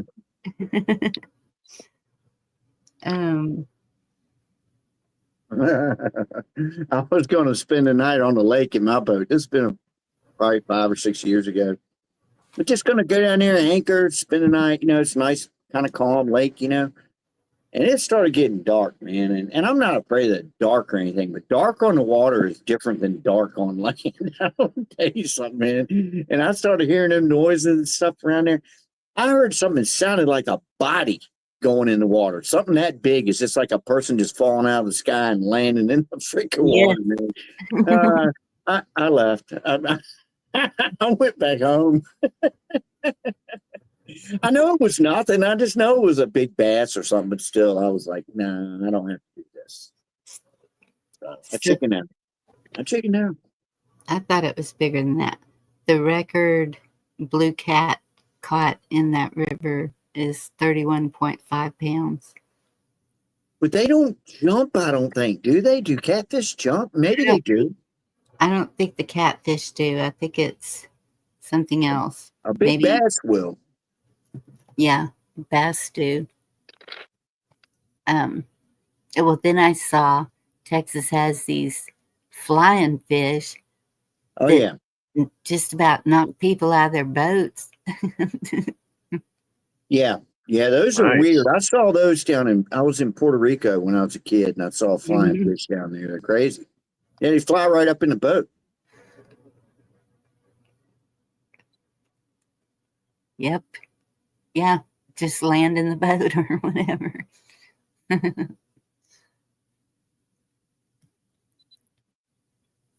Yeah, that was one of the things that they were trying to convince people not to move to Texas. All these dangerous things we have. They're so dangerous. I haven't even seen half of them.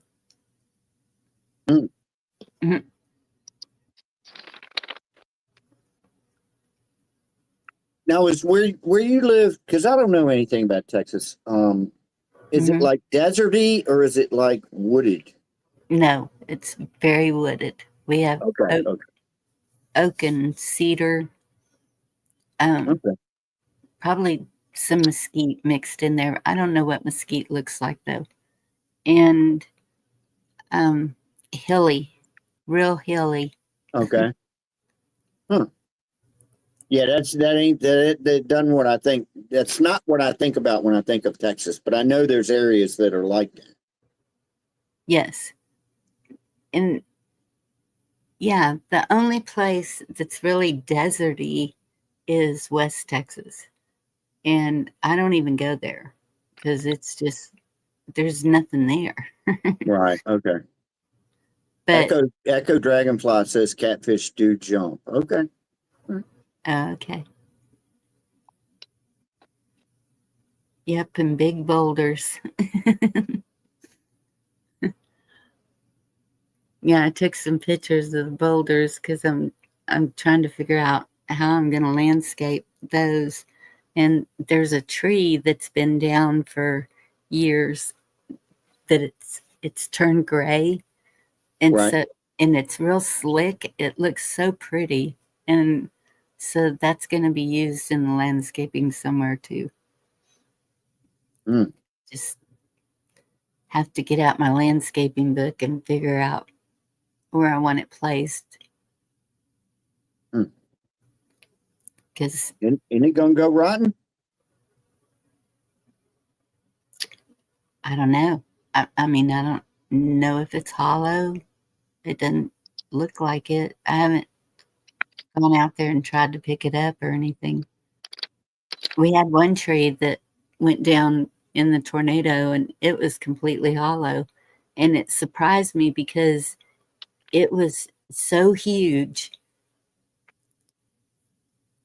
and every leaf on it was just green.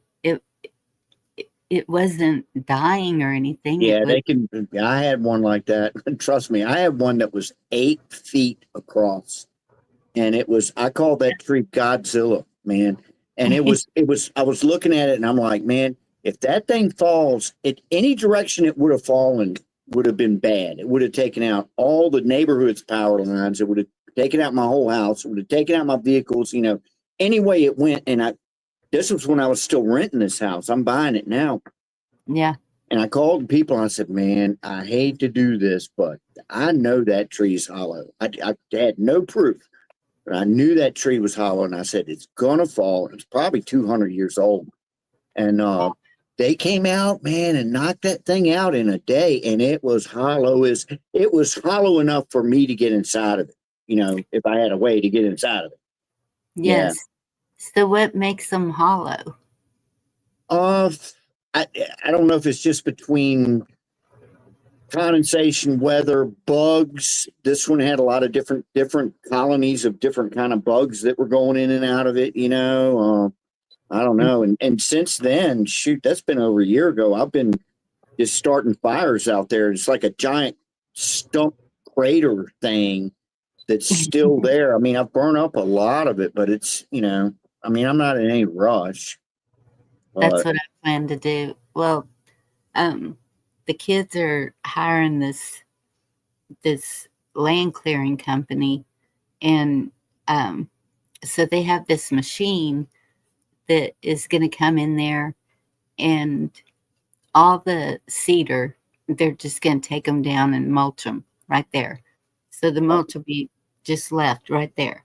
Mm-hmm. And then the oak trees that have gone down, they're going to mulch all of that. Because that's the first question I asked him when he mentioned mulch. I said, can I keep it? And he goes, yeah, it's going to stay right where we take it to do the machine. And it also will get the stumps. My stepfather was, when he would take a tree down, there's a lot of stumps. And so this thing just mulches that too, somehow, the stumps. They could even do rock if we could afford it, but it's like $4,500 to do. Yeah. That's crazy. No. You know what's crazy? I lived in. Got to be careful. You got to be careful with mulch because when I was in my other house, I had a wood shop out back, and I was trying to start up this business making lamps on the lathe. You know, different. And I used a lot of exotic woods like bloodwood and purple heart and zebra wood. You know, they come from all over the world. And but I ended up with a lathe makes a hell of a mess. I ended up with tons of these chips, and I had a bunch of empty trash cans. And as I was going, I just was filling these trash cans up with these chips, and I'm like, man, I hate just throwing this out. And I went, wait a minute, mulch. Yes. So I had bushes out front, and I took all that exotic wood mulch. It looked beautiful. It was white and red and purple and zebra, and I was like, "Oh, this kick ass!" Put it all out on my bushes out in front of my house. Within a year, they were all dead, man. And something in one of those woods, or a combination of them, or something, killed all my freaking shrubs. Oh no. Yeah, I was all right with it because I didn't like taking care of them anyway. It's just one more thing in my way. Well, he I don't said like. that and I knew this, that it builds back the ecosystem whenever it's like you're putting it back to the earth, because there's nutrients and everything in the trees also. Yeah, decomposition. Yes. Yeah. Yeah, because that's when you're making compost. Even I'll take the little twigs that are in the yard scraps, leaves, twigs, and that all goes in my compost. Yeah, compost, you can throw anything in there. Eggshells. You don't matter. It don't matter. Darn, that reminds me. I brought home a whole bunch of scraps that need to go in my compost, but they're smelling real good now Yeah, right. because I haven't put them in the compost yet. They're in a bag in there. And Yeah, I didn't mind all those bushes. I didn't mind all those bushes dying. And here's one of my pet peeves with women. When you live with a woman, they're always putting these doodads out in the yard that now you gotta cut the grass around the new doodad that's out in the yard. You know what I mean? It's like, stop with the doodads, will you? Like my wife, like my wife's garden gnomes. There you go. Look, I got a movie Perfect saying example. grass is growing up around it. Yeah. Yeah, I don't do that because of the mowing and the but one of my friends, she did bring me these. They're planters, but one of them is probably about 4 feet high, and it's like a 3-wheel bicycle, like, and it's wrought iron, and then there's a mini one to match it. And so I started sticking pots in them, and the little one, it pops a wheelie. It doesn't hold the pot. It dumps it. And Hey, there's a design flaw in this freaking planter tricycle thingy, Madoo. yes, so Let's say it's defective. You take it back to the store. I'm planning on a free pile out in front for whoever wants to take it, and that's going to go out there with the free pile. I have furniture that's going out there. That's the good thing about around here. If someone needs it, they're going to take it. And then they're going to find out. They're going to take it home and go, look, honey, look what I got. You put a plant in this thing, and you put a plant in it and pull the wheelie. right. Shit, now I know that why they were giving it away.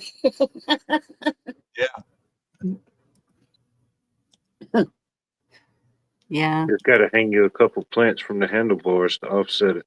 Oh, that's a good idea. And you can hang more plants. See, Watt's got the brain. I know. I didn't even think about that. I didn't either. Counterbalance. Well, it's still going in the free pile. I don't want to take it with me. Put a little note on it. Watch said to hang plates off the front. If it's metal, somebody will get it regardless to scrap, man, if nothing else. Yeah. Yes, Oh yeah, that's definitely. yeah. There's a welder that lives up yonder, and he drives by here all the time. He could probably use it for something. I don't know. He might be stalking you, Bonnie. You can't trust a welder. Don't. No, he's not. He's very into his family. He might be coming for more than your little tricycle planet, baby. No.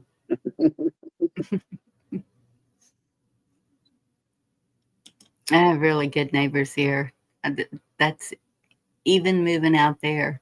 If things really got bad, I would come right back here. 'Cause this is where my people are. Well, you're in the new place now, right? Right this minute, I'm at my home Oh, okay. because I need to do things here, but then actually I really need to do more out there to make room for what I'm keeping here, because I've kind of run out of room to put boxes. So I need to clear out there so I can. Yeah, it's the old It's a mess. 10 pounds of crap in a 5-pound bag. That's how my house is. Yeah, I've got too much stuff. I mean, it's not like you got to walk through boxes to get to the kitchen, or it's not like that. But I do have too much stuff. That sounds like we just recently moved, not even maybe a couple of weeks ago. Oh gosh. I had to go through so much stuff, and we threw out a lot of stuff because I'm like, what do we need all this for? Yeah. And that's sometimes you got to get to that point where you just got to throw stuff out. I hate that point. I hate that. Yeah. I know. Because and there's always going to be one thing you're going to go, I don't know. I've never used this. I'm probably never going to use it. You throw it out and next week you need it. Yeah. Oh yeah. Been there, done that. And that's what's hard with Mama's things. It's like, you know, what's sentimental or what can you use? Because she apparently was doing just like me with the medical, and I have tons of medical, and it would take like a walk-in closet to put it all. So I'm having to go through a lot of that. Her clothes. She already gave me the clothes that she wanted me to have. And so thankfully there's a Good Samaritan not too far that I can donate a lot of it to.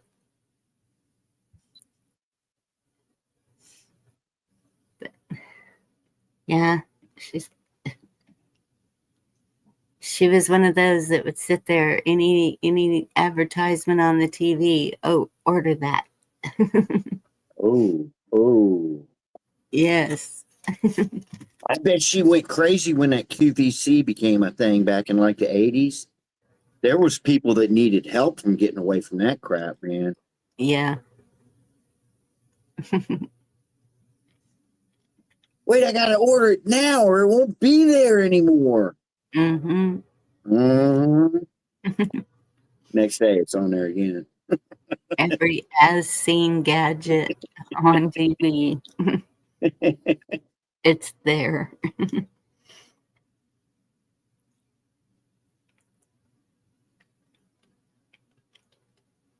Yeah, it's a lot. And now I only have to the end of the month. So I need to get with it. I do What need to month? get there.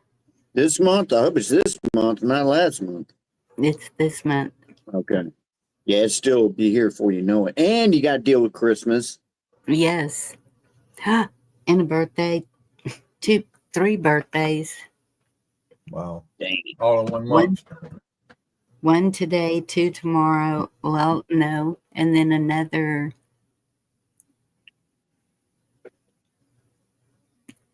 I think it's the other grandson's is the 15th.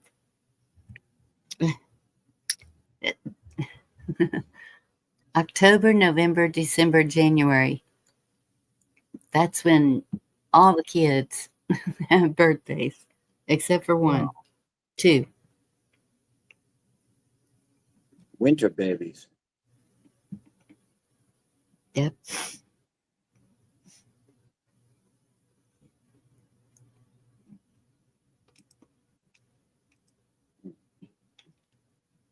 I know where I moved to now. I need to go buy me a bow.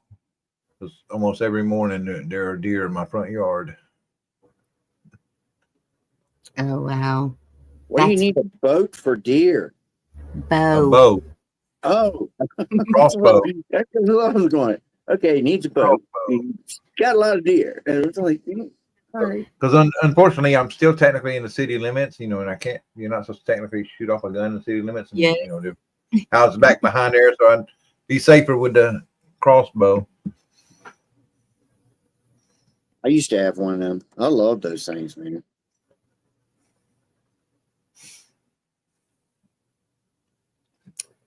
That's what I was gonna get for here, but out there, I don't.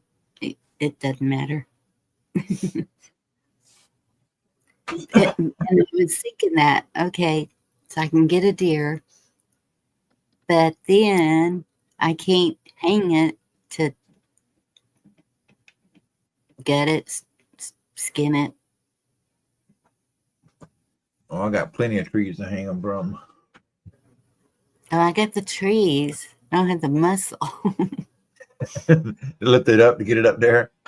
Mm-hmm. I have to figure out some way to. I remember one year my brother and I took one and we strung it up in the garage.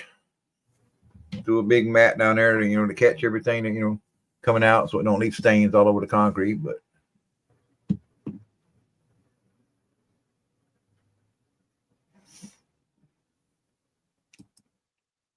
we had some good eating that winter.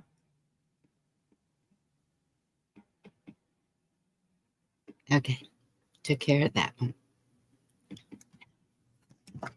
I just can't talk my wife into eating deer. I told her one day, I said, I'm gonna make something like some spaghetti, something like that with the meat sauce.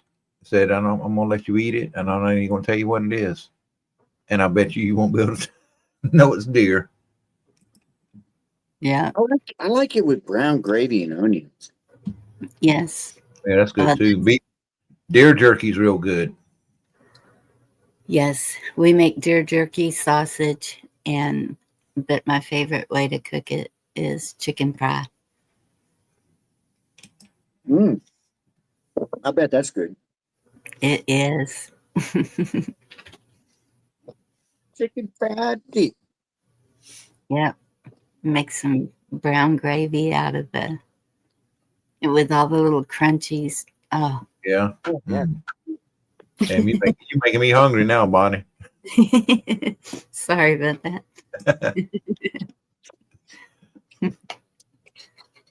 I haven't had deer in a long time.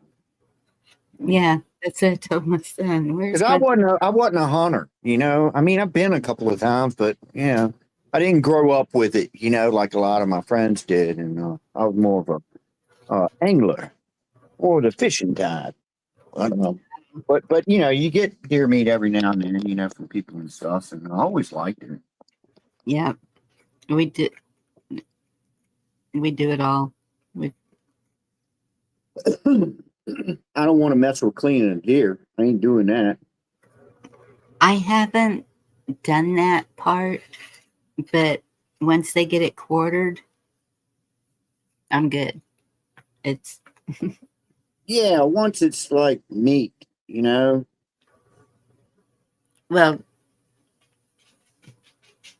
no, I have to cut it off the bone.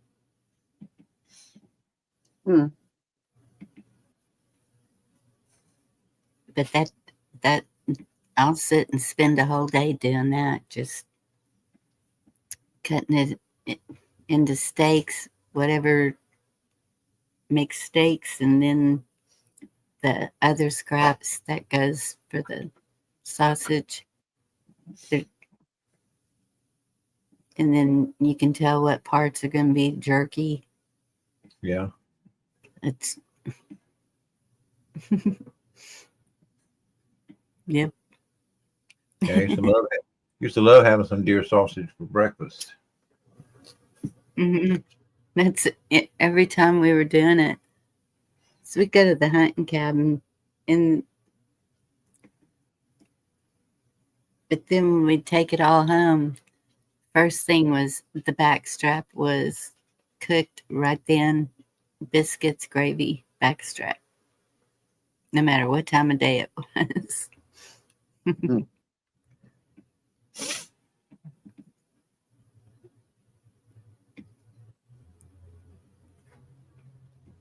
There you go, Anthony. See, Anthony knows. Yeah, that sounds good too. Flour and egg batter with it.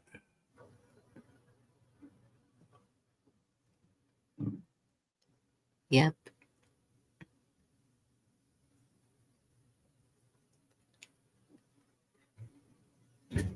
Yeah, I'm the same way. I didn't do a whole lot. No, I did a lot more hunting when I was a teenager, my brother and I, but I was more of hanging out at the lake, fishing. Yeah. We would do that during the summer or spring and fall, and even coastal fishing. We did a lot of that. We I did. mean, when I was a kid, I mean, it was kind of cool thinking back on it now, but I didn't really realize it at the time. But I could just run my feet through the grass in our backyard, and those big black crickets would come up, and I'd capture a bunch of these big black crickets. And right across the street was a pretty nice creek. I mean, it was like kind of like a small river, wasn't like a little trickling creek, And I'd go down there and catch fish all day, just brims, shell crackers, and bring them home and clean them, and not fillet them, but just gut them, cut the head off, and scale them and fry them up, man, right from the creek, man. It's freaking great. Yeah. Yep. Crickets and big fat grasshoppers. Yeah, we would get those big black crickets. Yep. Yeah, we had those, and we had one part of our yard that was just full of huge worms. Yeah, jackpot. T-Girl, I've never soaked it in milk. I've never tasted that gamey taste that people talk about. I haven't either. Yeah, apparently if you know what you're doing, and I don't, you won't get that gamey taste. So anytime I've ever had deer, whoever gave me some, they knew what they were doing. But I've heard, yeah, you could screw it up if you don't know. Yeah. I think that's why I was gonna say. I think that's why my wife's so afraid to try it. Yeah. I think it depends on the kind of deer too. The whitetail seemed to be a mild tasting deer, where probably a elk or something might be different. Oh no. We get deer around here, and I don't know anything about deer, except for I see them. I counted a dozen in my yard. It's been about, I don't know, a few months ago. But just the other day ago, I was pulling up to my house, and there was a little buck standing right at my mailbox, just looking at me, and I'm looking at him. But he almost, and again, I don't know anything about deer, but this one looked was weird. He was more black looking, and he almost looked like a little donkey. But I mean, I wasn't high or anything, so he wasn't a little donkey. It was a little. He had little antlers. But yeah, he was cute as he could be. But he was more black. It's most of them around here are brown, but he looked more black and gray. I don't know what the hell was up with him. Well, there's something to that. Might have been a GMO deer. I saw a video where there was a black deer. They call it a ghost deer, I think. Really? And What? you don't try to get that one. For some reason, Hey, it was broad daylight too. I mean, I wasn't mistaken about what he looked like. I was like, damn, he's black. Mm-hmm. We've had a couple of black squirrels around here and solid white ones, but I've seen the black ones too. They're rare. Oh wow. Yeah, Well, solid seen- black, like my cat, black. I've only know- seen the. All I have around here is the whitetail. We have whitetail and axis. At least that's what the 5 in my yard were the other morning. Yeah. Yeah, the whitetail are a lot tamer, seems. Those are the ones. I was driving down the road the other day in town, and a pretty good sized buck and doe, they just stopped right in front of the road in front of me and just stood there looking at me. And so I'm stopped and I'm looking at them like, well, what are y'all gonna do? Come jump in the car. Man, I was going. I just was going to the boat ramp to see what the river looked like. I didn't have my boat with me or anything, and turn around was coming back, and right where that is there's a giant power plant there. So there's stuff all over the place. But along the road is this really long chain link fence. And I didn't put 2 and 2 together, but I was coming back. It was early in the morning. Nobody else was out there. And I see this little deer. What do you call it? A fawn? Little spotted little baby, out there on the road. And I Aw. stopped and opened my door. And this little guy's trying to get in my truck. Yeah. It's just as cute as it could be. And then I see on the other side of the fence, I hear something first. Boom, boom, boom, boom, boom, boom. Freaking mama running on the other side of the fence. Evidently, this little guy got on the other side of the fence of the mama. Oh no. And yeah, I know. I'm kind of freaking out. I mean, the mama, I was thinking this thing could kill me if she wanted to, but she was big. And I finally found a spot of the fence where I could pull it up and get the little guy on the other side of the fence. And I just drove off, let nature do its thing. So, Good. Oh, Yeah. I wanted to take that thing home, man. It was cute as it could be, and was just like, "Hey, man, help me out here." And I was like, "Okay." Open my door and just trying to get in the truck, man. I was like, "Damn." Yeah. We've nursed some deer back and usually take them out to the ranch to be pets in a fenced area. I think it's supposed to be against the law, but I don't know.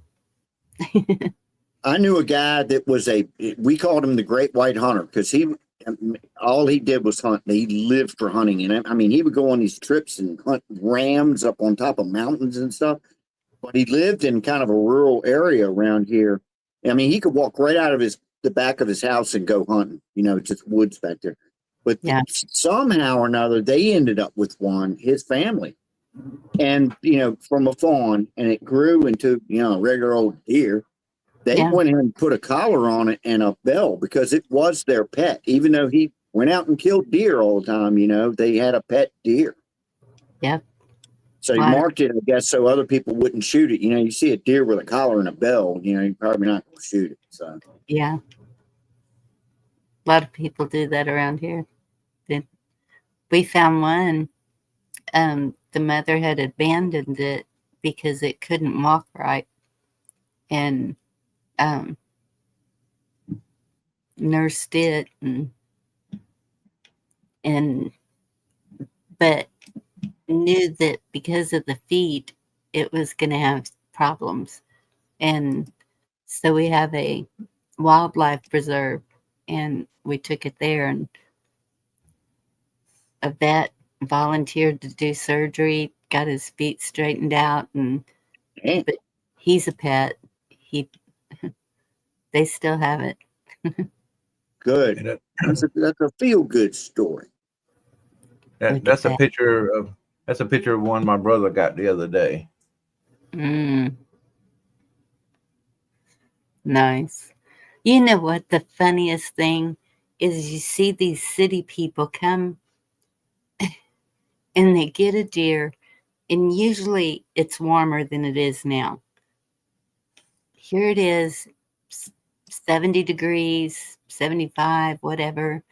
And they have this deer riding on their hood of their vehicle. That's the hottest part of your Yeah. vehicle. They're gonna cook it before they get to process it. Right. And I'm like, oh my goodness. Yeah, I've never understood that. Why they strap it across the hood?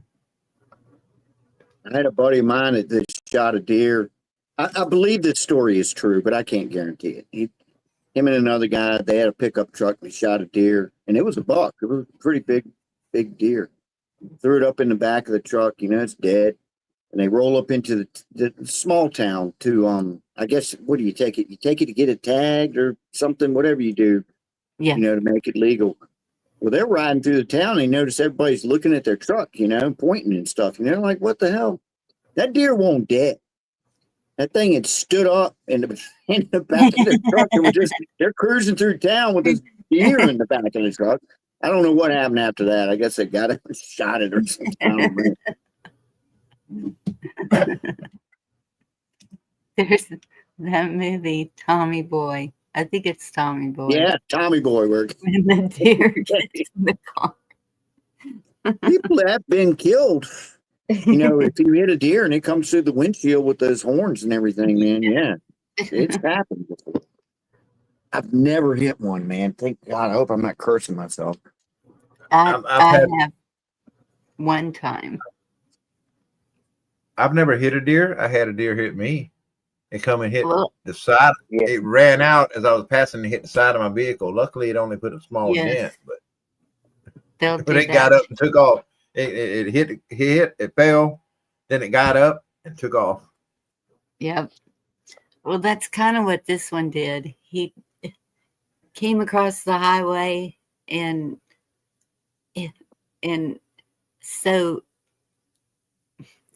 I'm like trying to slam on the brakes. My headlight, but it took him out because he hit it with his head. And so the girls were gonna load it up. I bet his tongue was hanging out, wasn't it? Yeah, the They always girls do were that. gonna load it up, and the semi came about then, and nothing to load up after that. It was because I was like, yeah, that's a headshot. Yeah. Yeah,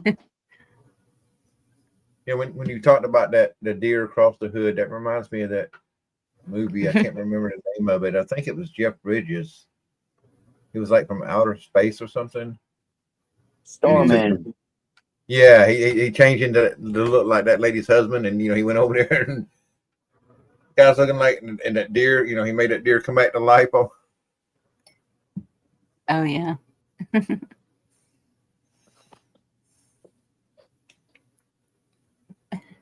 I think that they put them on the hood to show it off to everybody. Look what I got, but Yeah, most likely. it's not smart. Yeah, look what I got.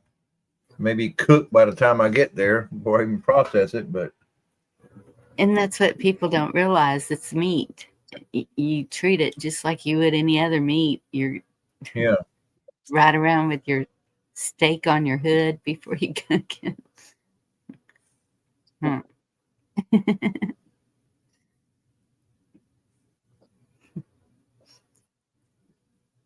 Crazy people.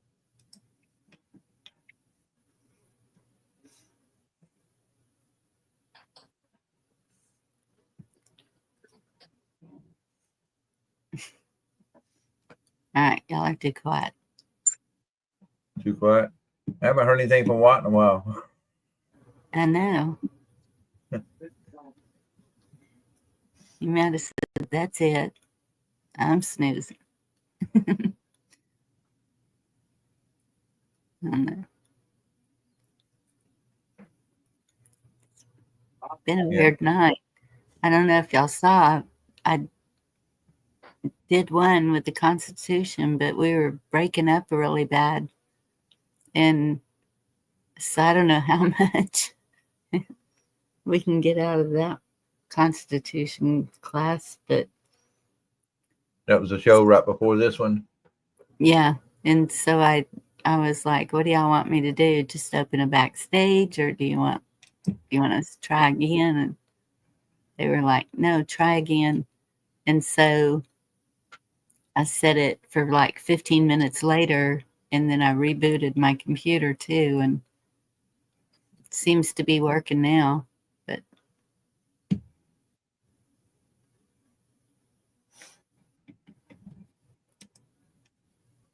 Yeah, it could have been the problem, the whole problem then. maybe, I don't know. I've had issues with my computer sometimes on StreamYard. I'll be on Creeks backstage or something, and all of a sudden my whole screen would just go white. I can hear everybody, but I can't see anything. Mm-hmm. It's funny. We were just talking about wildlife. I went out on my back porch and I got a great big old possum out there. Oh, Aw. He likes cat food. I named him Earl. It might be a she. I don't know. I don't know. I just leave him alone. The cats, hang out there with them, her, whatever. They we don't used care. to have a couple of raccoons that would come up and eat with the cats on our back porch. Yeah, I get the raccoons too. I call them the James gang. They come out there like they're doing a ninja raid or something. Yeah. And I've got a goldfish bowl out there full of marbles that I use to kind of help prop the door open so the cats can get in and out. And those damn raccoons will get in them marbles. I don't know if they're playing with them or they're trying to eat them or I don't know what the hell, but they'll make a hell of a mess with those things. I got to be careful when I walk out there because if you step on a marble, you're going to bust your ass, I don't know. But yeah, I don't know what it is, those marbles. They like them. I've heard that raccoons would like collect different like trinkets or jewelry if you leave it where they can get to it. I don't know what they do with it, but I don't know. They can. They're okay too. It's weird. The cats just kind of look at them like, okay, they're here, whatever. They don't get spooked or anything. Huh? Excuse me. I was thinking the same thing as Wayne, possum stew, but if you've named it and made it a pet, you're not going to make stew out of it. my wife said that happened to her when she was a kid. They had a pet rabbit and lured it in. Later on, they was eating one night, and she found out that's what they were eating. Well, that's what my father grew up. I mean, I'm talking dirt poor, and they would. They had chickens, and they like I said, his mom, she cooked on a wood stove till she died in 1977, and had coal for heat. They would get a pig, when he was a little boy, and he would make friends with the pig, and all of a sudden the pig was gone, and they're having pork chops, and I think it kind of screwed him up, man. I think that did, but it probably would have screwed me up. So that's where it was. Don't make friends with a pig. Yeah, I grew up eating squirrel a lot because my dad would hunt squirrel a lot. There was plenty of times we'd have squirrel stew or. Yeah. I remember as a kid. Go ahead. I was gonna say I remember one time as a kid. I think they said it was the first time my mom had cooked frog legs, and they started jumping around in the pan. They're good. Freaked her out. Yeah. I've seen catfish move in the pan. Oh, goodness. I mean, like they're alive moving, not just like it's a heat thing or something. Yeah, it's crazy. Something with the nerves or something in there. T-Girl said something about deer whistles, Bonnie. Those are, these little things you mount on your car on the front, and it's as you're going down the road, it creates wind coming across, and it makes a whistle that supposedly will run deer off. But I knew a guy at work that got those things because the deer was so bad where he lived, and the first day he put them on, he hit a deer. Wow. No. Well, that didn't work. I know. Oops. I was thinking that maybe it would work with the wild hogs too, I don't know, Mike. because the wild hogs, they're just as thick as the deer here. And Really? yeah, you hit one of those, you kiss your car goodbye. Yeah, but those things will come after you too, won't they? Yeah, they will. They'll chase you. I haven't seen any around where I'm at, but I know in the middle part of Georgia. One time we went on a camping trip. We went rafting down the Okmulgee River with all the raft and camped out on the side. There was like a whole line of them, and I've never seen pigs run so fast. What the wild hogs. Yeah, Them things are moving. yeah. We have a video on Facebook. There was one just running down the road one day in town, right beside the courthouse, just trucking along. In that area, there's pretty thick. There's a creek, and they seem to hang out over there. They got a slop down in there. You know Yeah. what you call it? Big slop where they get down the mud and whatnot. Yes. What? Help me out here. Would you fall asleep?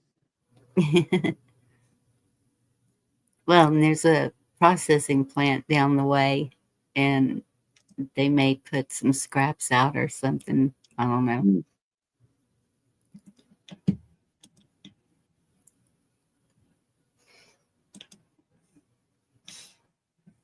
But they're thick all the way down to the coast. When you're down at the coast, you can see them on the side of the road where people have hit them. Wow. Bet they stink. I mean, it's roadkill. I bet they stink like. I know an armadillo stinks like hell. Oh, Yeah. we don't have them up here, but they had them in Florida when I was down there, and a lot of dead armadillos on the road. It's nothing but an armor-plated possum, really. Yeah. We had a couple of armadillos that were coming. Man, they will tear up a yard. Really? Oh, yeah. We had some that come. I guess they finally left, but they were coming in our backyard, and I was like, before I knew what it was, I was like, why do I have all these holes in my backyard? Like, where they were digging, for food, whatever. Mm-hmm. And then one day I seen two of them coming across the yard. It's like, oh shit. Did you know You smoked them, didn't you? cannot swim? A what? An armadillo cannot swim, I believe it. but they don't drown either. They sink to the bottom and walk out. And walk out. Wow. Yeah, it's They like got built-in scuba. They got gills or something built in. I don't know, but my brother and I, when we were young, we had a lake, and so we threw one in one time to see if it could swim. And it just come As walking you do. As you do when you're a kid in Texas. I mean, I can see me being there, Yeah. And he just walked out. Like, why'd y'all do that shit, man? Right. Maybe they can just hold their breath for a long time. Maybe. I mean, I'm sure we didn't throw it very far either. Still.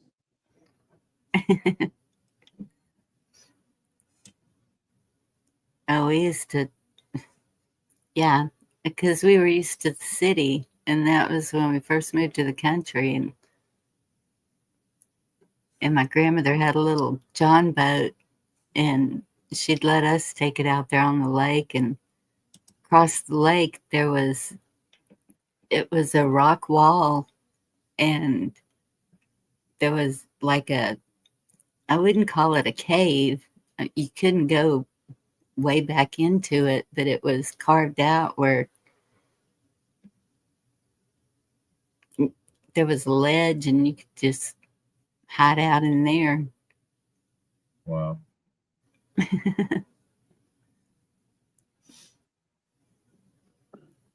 We had a freaking island, man. We had and that's another one of those things I didn't realize how cool that was until, you know, growing up and looking back at it. But we had that creek I was telling you I fished in, and up the creek a little ways, the creek parted, and there was probably about a 1.5 acre, 2 acre island that nobody could build anything there. There was just no way, because there was big hills on either side of it. And that was their private, you know, hangout for being kids. You know, you'd smoke cigarettes and somebody bring a bottle of wine or something, you know, and that was where it was. You know, it was cool. It was actually really cool. We had a rope swing, you know, and it wasn't far from my house at all. I had to walk across a pipe to get to it.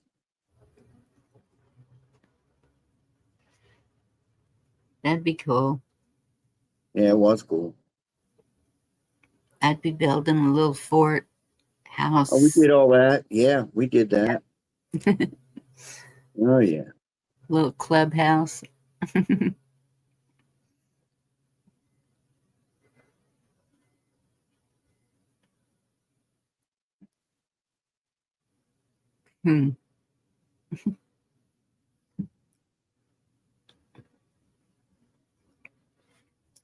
You see what I had that I was gonna see what y'all think about.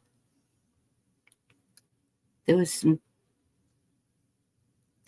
good things. Afraid to try and share that one video.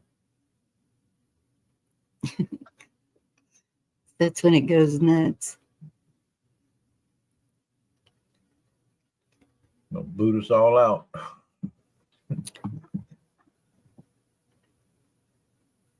Told y'all about the cash law. About the what? Cash law, New York. I think I was talking about that on Carl's. Mm-hmm. Man, he went for like 8 hours or something, I think. It was 8 hours, yeah. After it ended, I was looking and I was like, I cannot believe I'm still awake at 4 a.m. What in the world?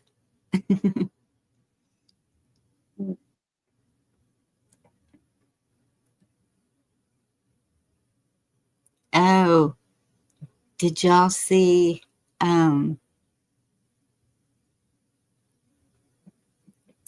J.D. Vance suffers major blow as Trump Jr. edges closer in 2028 Republican presidential polls.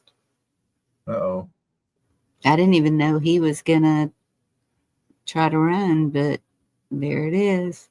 It's so early to say, you know. True. I thought Trump said we wouldn't have any more elections. You know, that could be a good thing or a bad thing. I don't know. I don't think the voting works. It's all you can do, though. It's all you can do. You know.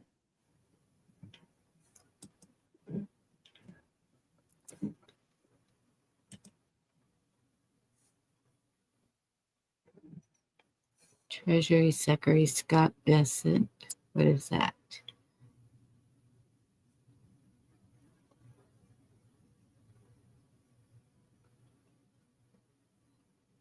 Oh, he's cutting off illegal migrants from tax benefits, which needs to be done. Yeah. Yeah. Thomas Jefferson once said, and don't quote me on this, But basically, we need to take care of people that need it, but never make them comfortable, you know, while you're giving them that help. Don't make things easy on them, you know? Does that make sense? Yes.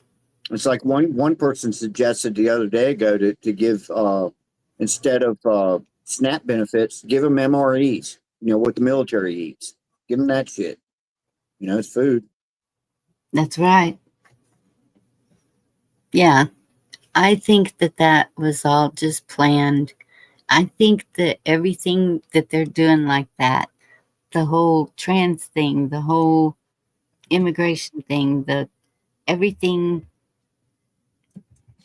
in my opinion, appears to be new ways to piss us off and get us to get angry enough to rebel or whatever. I think that that's what they want, because then they can pull out all the whistles. So, Well, we'll see. and But I if they think, make it uncomfortable, then people might try to figure out how to get a job and get themselves out of being on the dole. well, absolutely. It's, yeah.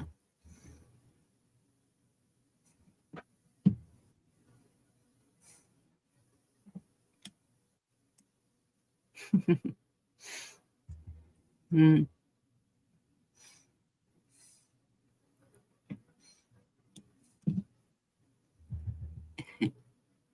About time. So, what do you think about the drug boat situation, Hegseth? I say blow them all up. Really? Yeah. Yeah, blow them up. Oh, And if we accidentally hit one that ain't one, oops, you know, we got a And- problem there, man. It needs to be dealt with. And anytime you're dealing with war or arms, there's going to be accidents. There's going to be collateral damage. It's just the way it is. But as far as our country goes, yeah, I'm all for it. what happened to taking prisoners?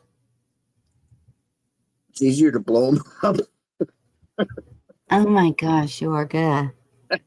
It's easier to blow them up. I mean, they're probably.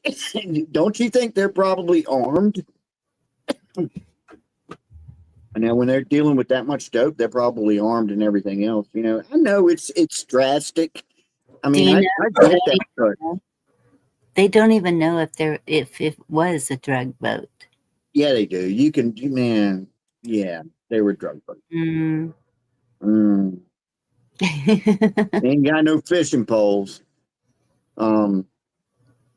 The thing is, you know, I mean, and yes, it is easier if we were to, all right, what's the alternative? Okay, we send a bunch of fast boats out there to try to stop them.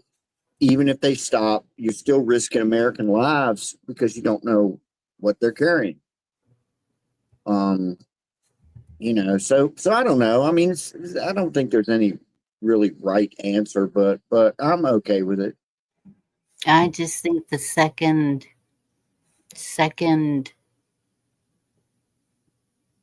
attack was unnecessary. Well, I haven't looked at every single one, you know.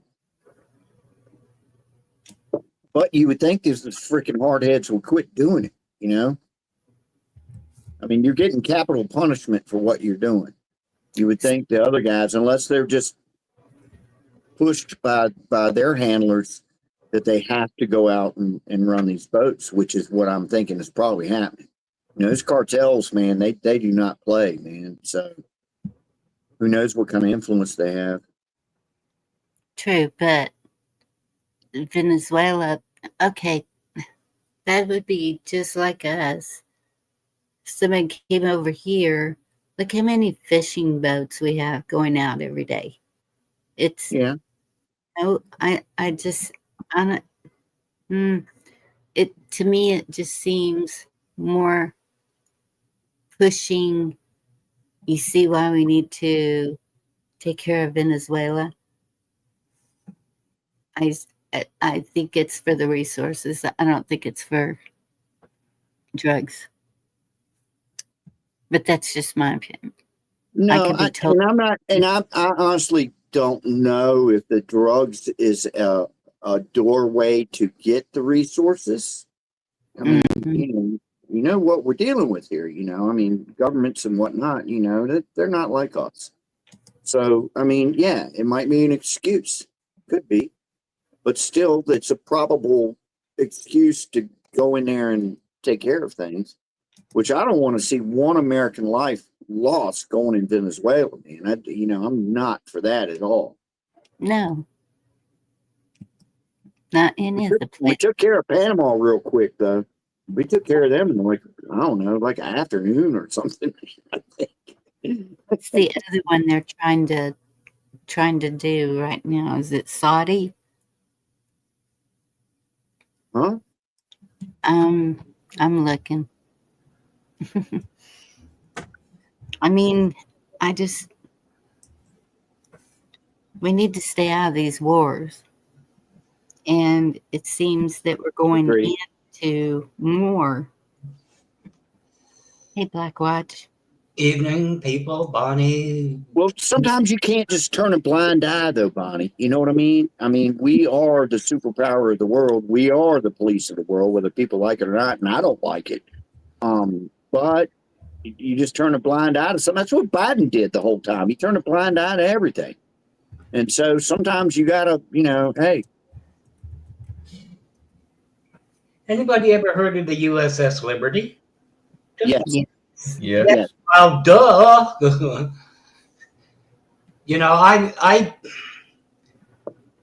They said something about fentanyl, and it's been proven Venezuela does not bring fentanyl in. Just saying. I don't know. I didn't get too kind a response when I put that into somebody's channel. Like, look what happened with the Liberty. Somalia is the other country. Oh, Somalia. Yeah. Yeah. That's a diversion. Come on. That's going, well, I'm going to shut up now because I get myself in trouble. No, go for it. Let it fly, Eli. You're not going to get yourself in trouble. Yeah, go for it. I just don't think it's founded. I'm with you, Bonnie. It's overreach. Yes. It's oil. That's what they want. They want Venezuela oil companies to salvage with that. That's my opinion. I mean, it's obvious. It's right there. Venezuela has the most oil in the world. Yeah, and they are. China gets a buttload of oil from Venezuela too. So there's another aspect.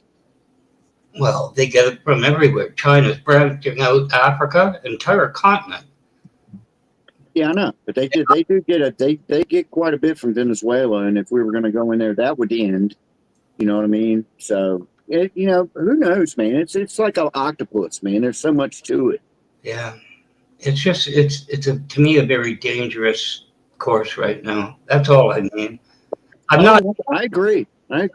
I don't think it's anti-American. I'm just looking at the world. Mm-hmm. You got China off the coast of Australia.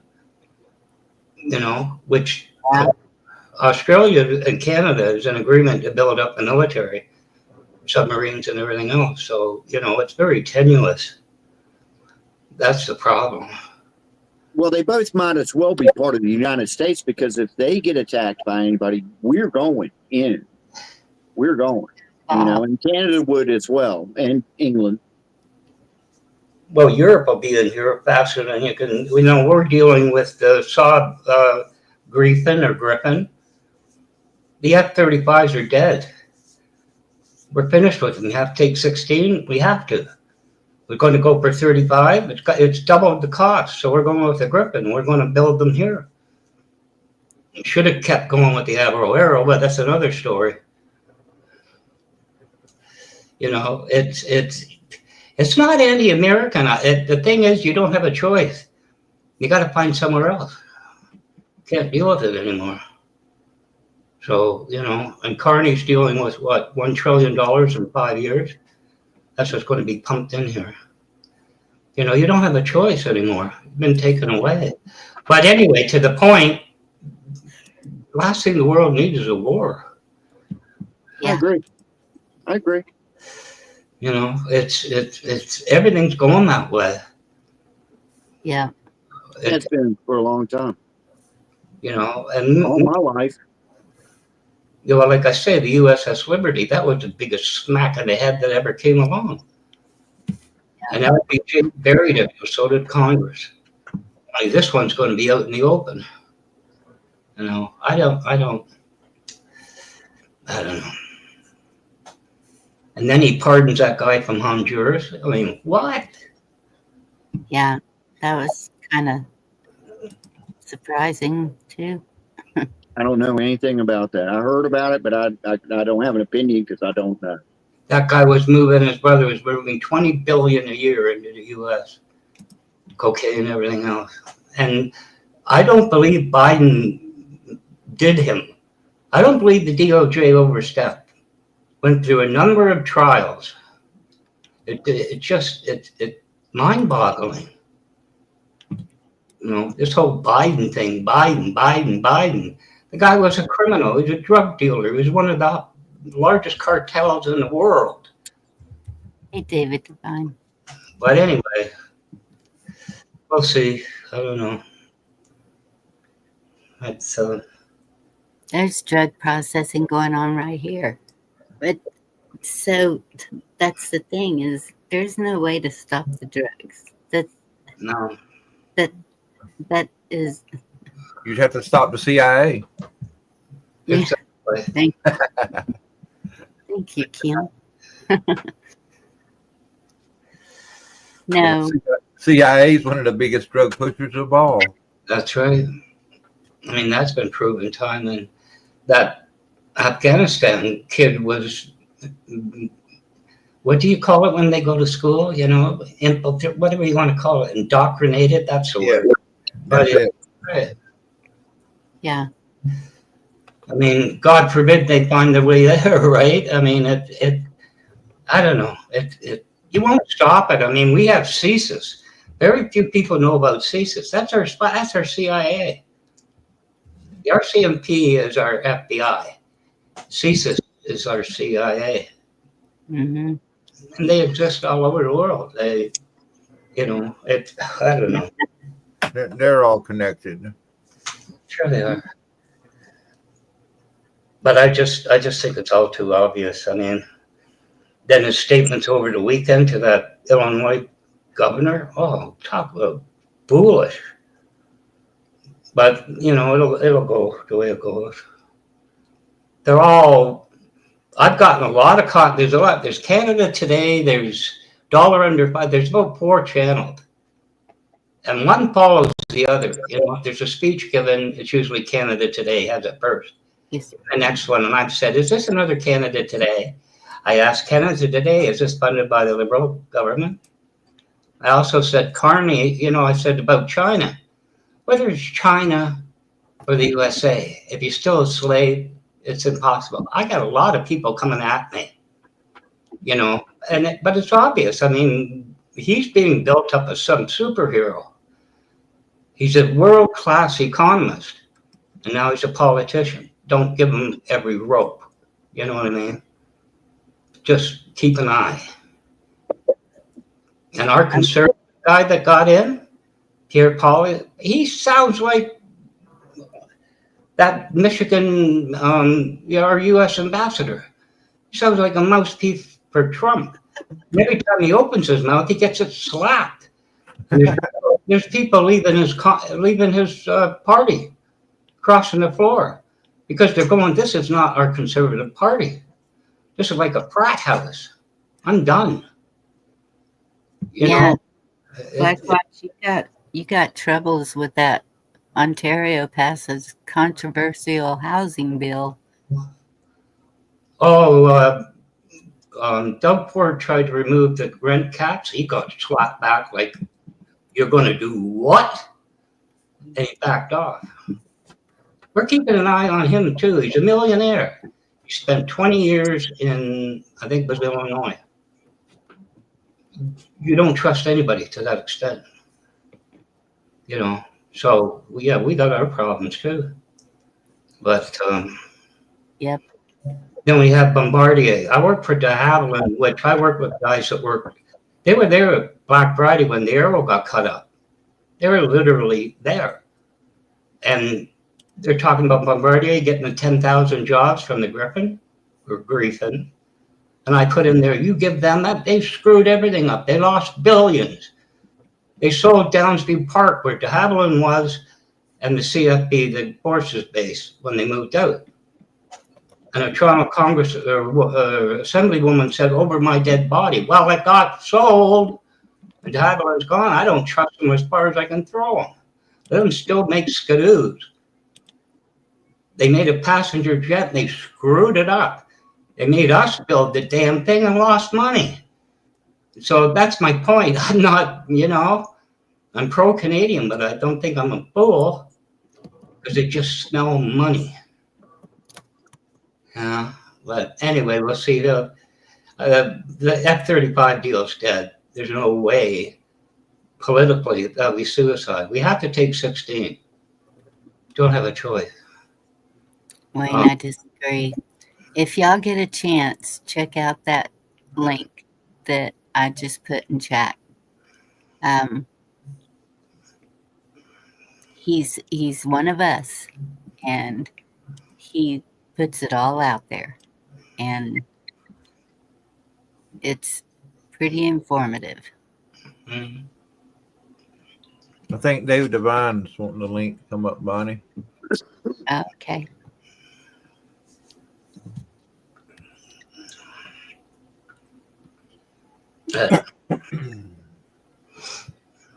I just think there's a lot of diversions going. I mean, everywhere, but particularly down there. There's some thing there. No doubt there's people living off your system, but why call them Somalians? Because it concentrates the hate. Anywhere, every country will do that. No. Garrett, I was Beetlejuicing you last night, worrying about where you've been. It's good And to he see just now shows up. Yep. He's late for the party. Always late. Excuse me. He's probably had a good Thanksgiving with family. A well-deserved break. Yeah, a lot of people on channels, some of them took off. There's one woman I watch, she has a sidekick. I don't know how she still has children. It's weird. But anyway, she took the week off, which I applaud, right? She'll be gone for the week with her children down south or something. It's good. But who knows? Karen. Actually, I think the Ukraine, they want 115 Griffins. Griffin, however you say it, Griffin, it's Swedish. And this is why they can't keep supply. They can't fill the order. It would take 10 years. So Canada's going to build some of them as well, apparently, which is good. You know what I mean? More jobs. Not to get off subject, but does anyone know if they ever caught that guy in that mass shooting in Stockton, California?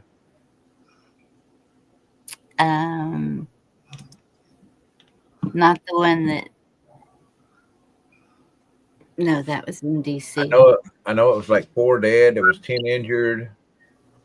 Was that at the birthday party? I know it was in Stockton, California. I'm not sure if it was at a birthday party or. I know it was 4 dead, 10 injured in a mass shooting, and they had a manhunt. I heard about that, but that was the end of it. Yeah, it was 14 injured in that, but that was it. Nobody's covered it that I heard. Yeah, that's the last I heard on Fox News was 4 dead, 10 injured. Well, I don't listen to Fox News. Yeah, I don't know if I'm trying to get there, David. There we go. That David Devine. No problem. No problemo. No problemo. I had selfish reasons. I just wanted to check how my thing looks, my set. No, I'm just kidding. David, baby. Hey, Yorga, Yeah. I'll tell you, Yorga, I've been listening to you on different shows for the last, I don't know, several weeks. Don't tell anybody. My friend, you have so much insight. I got to tell you that right now. I really do got to say that. You have turned into one of the most, like, you started out outrageous like 5 years ago, but you have so much insight, Yoga baby. Well, thank you, David, baby. Yeah, I mean, I'm listening when you were talking about Scientology tonight. You were right on track. I remember checking out because the Dianetics back in 1986 when they advertised, they were all over the TV with the Dianetics. Yeah, that's right when I went by that main place on Hollywood Boulevard, 86. No, 87. I'm sorry, 87. Yeah, so they sold it these great ideas, and then they sucked people in and they took their money, because you got to sign like $1 billion-year contract when you join. But Yorga baby, I've been listening to you. You have metamorphosized into like the smartest guy on the internet. Get the hell out of here! I'm saying you have such rational thought. I'm telling you that. Well, thank you. I mean, yeah. I'm blushing. Yeah, you should be. And you got the brand new bass that I saw on some stream. Yeah. But no, Yorga was outrageous. I remember Yorga was just outrageous, but he's settled into his own skin. And now on most podcasts, Yorga baby is the glue, Damn it. Yeah. I guess it checks in the mail, man. No, I didn't mean to just come up to kiss Yorga baby's ass. I do. I don't know how to react to that though. No, I'm saying that, man. Yeah, you have been you metamorphosized into like being outrageous, and now you're like the word of reason and other things, man. It's really cool. But I'm just a schmo that's not trying to be a YouTuber. Yeah, no, I know we're not in a atmosphere of like being complimentary towards each other, but that's the way I am, and that's what I've seen. I just wanted to say that, and plus I could probably dish out compliments to everybody else on the panel too, but I wanted to specifically say that I appreciate watching you on all the different streams you're on. Because, dude, you're killing it. Yeah. I'm not doing anything. I don't even have anything to say, man. That's not true. I don't think that's true. Yes, you do. Yeah. I mean, just your input on Scientology tonight, you were right on point. It is a cult. It is definitely a cult, but they have great ideas. That's how it sucks you in. Yeah, that was the selling point. And I don't mean to, Bonnie, if I take over. But I had a guy. Oh gosh, I'm embarrassed that I can't remember. I have an interview on my channel. He did an interview with me, and then literally 1 month later he was from Scientology, and he was ahead of the anti-Scientology movement, and then a month later he mysteriously died. Well, you can find it in my channel. It was a great interview, but he was too much on the pulse. That's all I can say. I wouldn't doubt that they would, something like that. I wouldn't surprise me. No. Yeah, I don't know that that's the case. I don't know. I've tried to touch base with it. Actually, it affected me pretty good. His name, he was big. Doug. His name was Doug. You can find it on my YouTube channel. But 1 month later, he perished. Yeah. After we did, and It had nothing to do with my interview. It's just his drive against Yeah, pointing this out. Sorry, David, but I found that a little bit, you know. What did you say, Blackwatch? I didn't even hear you. I didn't hear you, so was it funny? It didn't have anything to do with your interview. I found that a little bit, you know. Well, I'm sure it didn't have anything to do with my interview, but I'm saying it had something to do with his protests against Scientology, maybe. I hate to mention names. Anybody remember Mrs. J? She's in South England. The point is, she started on that pro-science, and I said goodbye. You know, she went all. Yeah, but the key to the whole thing is like what Yorga said earlier. I remember in 1986 watching all those Dianetics commercials and ordering that book because it had so many good points that's what sucked you in. And then I got the book, and I was telling Doug this a month before he died, after he did my interview, Blackwatch, blah, blah, blah. But what I'm saying is the good points weren't in the book. You know what I mean? And Yorga is right. L. Ron Hubbard was a science fiction writer. Yeah. There's another aspect that I left out, and their goal is, and you know this, David, that their goal is to become what they call clear. When you finally gotten to a point where your reactive side is in check, you know, all the time, and you're just basically an analytic, you're like Spock, man. You're just analytical. Yeah. And that's when you become clear. You know, that's their end goal. So that sounds like brainwash to me, but well, it's brainwashing. Yeah. There's a program. Oh, I'm sorry. I'll let someone else speak for a second, and then I'll go. Yeah. I was just agreeing. Go ahead. Oh, okay. Yeah, there's a plan.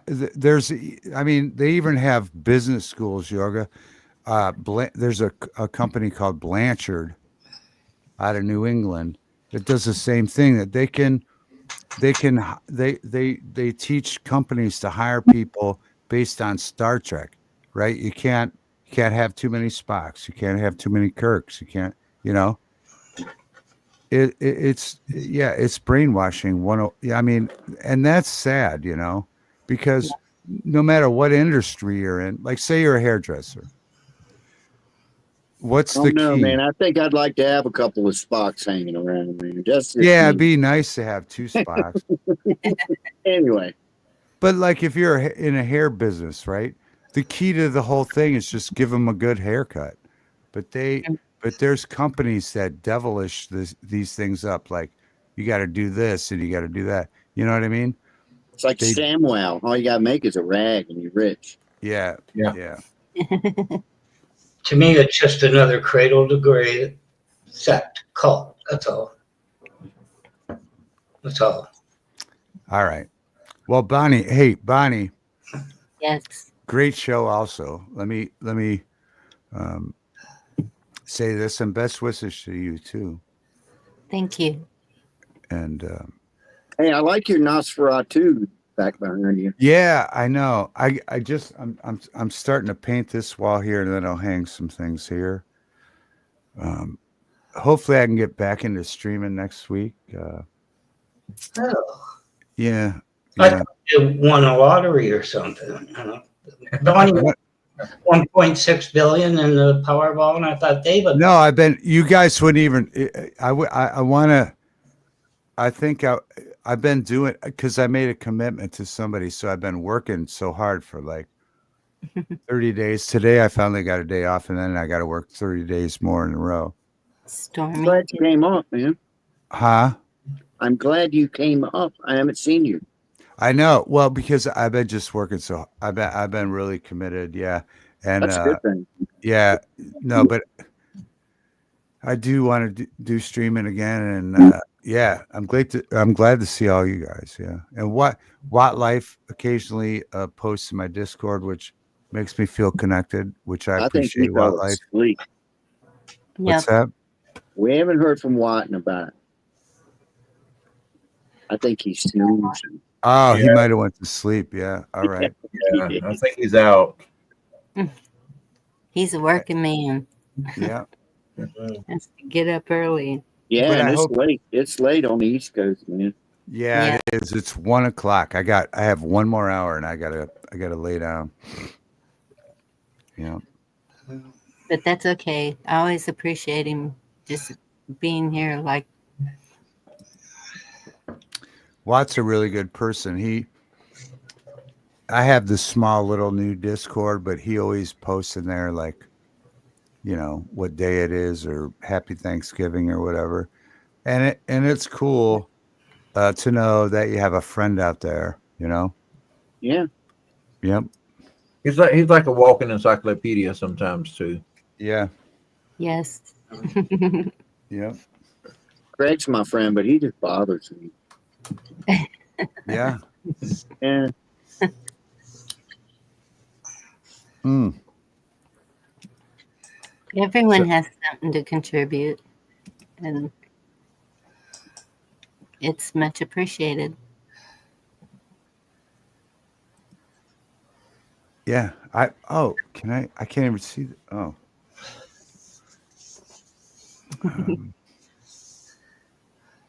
David, we Yeah. got to do our horror movie show about I know we women. have to.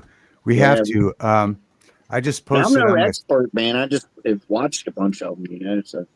No, just talking because I know you know a lot about that stuff. I just got a new one today, Yorga, that I put on, but then people came home and they don't want to see it, so I turned it off. But it's called Black Christmas from 1974. Have you seen that one? Yeah. That is supposedly like the first slasher, right? Yeah, the first slasher, yeah. Yeah. And I put it on, and I That have one had a bunch of big stars in it, didn't it? well, Lois Lane's in that, the Margot Kepler or whatever. She played Lois. Margot Kidder. Yeah. Yeah. Because I get that one mixed up with not. All right, that's Black Christmas. There's another one.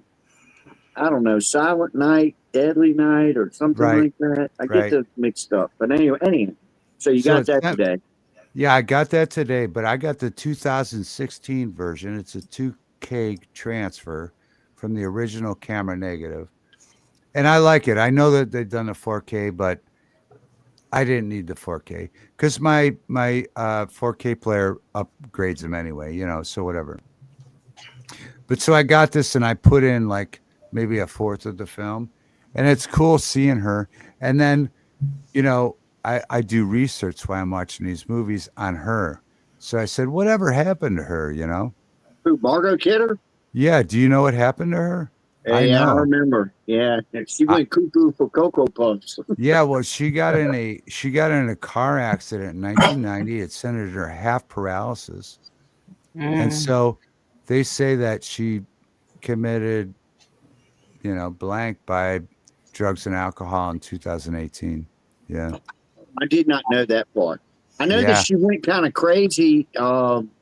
She was probably in the early 80s, and they found her like she was like trying to live under a bush or something. Yeah, well, it turns out I think it's because she had like partial paralysis. And I mean, that's sad. I mean, that is sad, man. Especially because watching this movie, I mean, she's so great in it, Yeah. And especially this 2016 scan. It's a 2K scan. It's really good. Scream Factory did it. But to think that a big actress like that ended up playing Lois Lane, got in an accident and then her body probably failed her, and she just gave up kind of, Yeah. Annette Funicello is a very sad life story too. Yeah, that's sad. It's sad for anybody. It's sad for me, you, Annette Funicello. I mean, Hey, I don't want to. While I got David here, I don't want to, hog into the show. But while I've got him here, because this guy knows what he's doing. Mm-hmm. I'm trying to watch a movie from 1973. I've cut it on once. I cut it off. Then I cut it on again. Cut it off. And I'm just trying to process this freaking thing. I know you've heard of it. It's The Wicker Man from 1973. Oh. Yorga, you're going to open up a can of worms if you mention this. I had a feeling, but I want the worms to fly. Okay. Okay. Here's my history with the Wicker And I'm Man. not done with it yet, okay? But you can spoil it if you want to. I don't care. Okay. The original, and I'll let you say the date. The original Wicker Man was filmed in. Oh, I was waiting for your response because there was 72. They were filming it, and it came out in 73. Yeah. Yep. So that was the original. And then they did this is going to be interesting to you, actually, Yorga. So then they did the remake with Nicolas Cage. You remember that one? I do, but I haven't seen it. Okay. And I'm going to explain to you why that actually happened. This is interesting. Thank you for coming up. Sorry, David. Just a moment. Oh, Thank no. you for coming up, Ken. Appreciate you. Okay, no problem. Yeah, I got to hit a bed because I got to work tomorrow, so got to make that money. I can take care. Sleep well. All right, have a good night, Bonnie, Watt. If you can hear me, Watt, and you're good, and David. All right, man. All right, Thank you, we'll Red. see you. Thank you, Red Pill. Yeah. All right, have a good one. And I'll Okay. be right back. Yorga, I'm going to give you some quick history on the Wickerman. Okay, so the original. Okay, I have to give you just a small. Let me ask you background. something first. Did you like it? Do you think it's a good movie? The Nicolas Cage version I didn't really care for, I've heard that. but the reason it all right. So here's why I know about it. I've played at the Wickerman Festival with Marky Ramone. Okay. So I've been there while they burnt the Wickerman in Scotland, right? No shit. Yeah, yeah. But here's where it gets deeper, Yorga. So here's why. So Johnny Ramone loved the movie The Wickerman, the original one. Okay. He was friends with Nicolas Cage. He told him that he should redo it.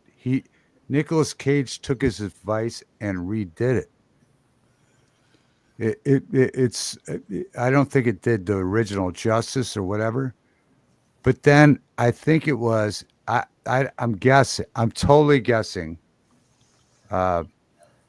because of that, I played at the Wickerman Festival with Marky Ramone in like 2009. Yeah. And I have it on film. We did it because of all that history between Johnny Ramone, Nicolas Cage, and the Ramones. And it was awesome, Yorga. It was just absolutely awesome. I watched that Wicker Man burn. And then, but I think the original was way better, you know. Yeah, it's just really, I don't know. It's one of those movies I think that's made to make you feel really uncomfortable. Yeah. You know, well, and the other thing is I compared it to Green Acres. And you know why? Because in Green Acres, there's one normal guy and everybody else is crazy. Yeah. And that's what I'm seeing in this movie. There's one normal guy and this whole island of people are flipping you crazy. Well, I'll tell you, when I played that festival, it was crazy. It was thousands and thousands of people. And I remember a funny moment where I used my flat iron to iron my pants on the stage before we went on. I mean, it was just thousands of people. Yorga, I don't know. It was like we played in front of like 30,000 people that day, you know. Dang. Yeah. At least. I've never had that many. That was not the biggest crowd I played for. I'm not bragging. I'm just saying that it incorporates the story of the Wicker Man. That I actually, because of Johnny Ramone's interest to Nicolas Cage, I got to play the festival. Yeah, cool. Inadvertently, you know, through Marky. You know, yeah. But I mean, you take those things like those life experiences. We've all had them, and you just say, "How did I get here?" You know, and then you connect the dots. You know. I actually worked for the Ramones one time. I never met any of them, but we did sound and lights, one of them deals, but Yeah. yeah, they were good. I mean, I want to say this was around 85 or so. They were in their prime, man. They were really, really freaking good. Of course, every song sounds just like the last one, but Yeah. still, they were good. Yeah. Second verse, same as first. Yeah, they all sound the same. I mean, it's just like they have two different versions. They do album versions of things, and then they would do live, hypersonic things, Funniest one was the KKK Took My Baby Away. Yeah. And you know what that song's about, right? I just can assume. I don't know. I've never heard anything official. Well, the song is Joey, who is Joey Ramone, wrote that song because Linda Ramone, who is Johnny's wife, was first Joey's girlfriend, and Johnny stole her, and then Joey wrote that. Uh-huh. Yep. I met Linda once in L.A. At the closing of some club. We played with. It wasn't a club. It was like at a arena. We played with Suicidal Tendencies. Damn. Yeah. And I was just talking with there was a tour manager we had, Charlie, because I want to do a live stream next week of like all the people I've met, or in the next 2 weeks. Just get a bunch of interesting people I met on a live stream. Yeah. And Charlie's one I'd like to get on. But yeah, he was our tour manager, but he was a singer of the Big Bang Babies. And yeah, it's like, there's a saying, you never know who you're talking to, I learned that early on, because even a guy that might be a roadie is probably a famous guy, Mm-hmm. You never know. You never know. Yeah.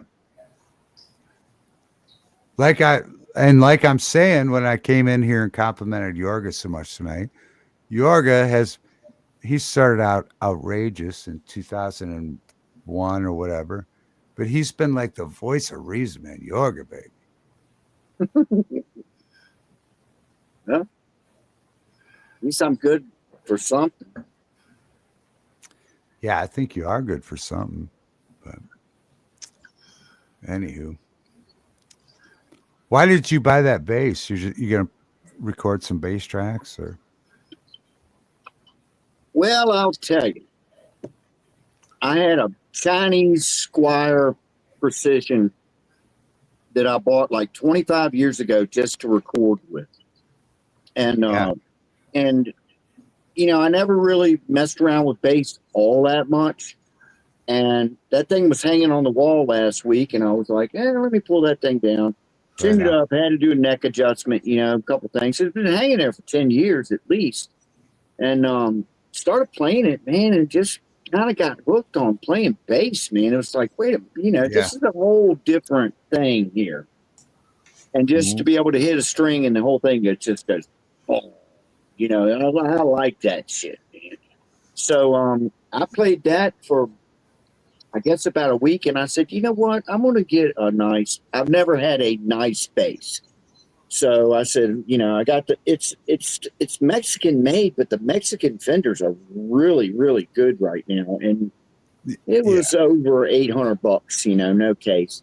And I just bought it and love it, I went up to the Guitar Center and played a maple necked one that was this kind of weird turquoise color or something. And I fell in love with it, but I didn't want a maple fretboard.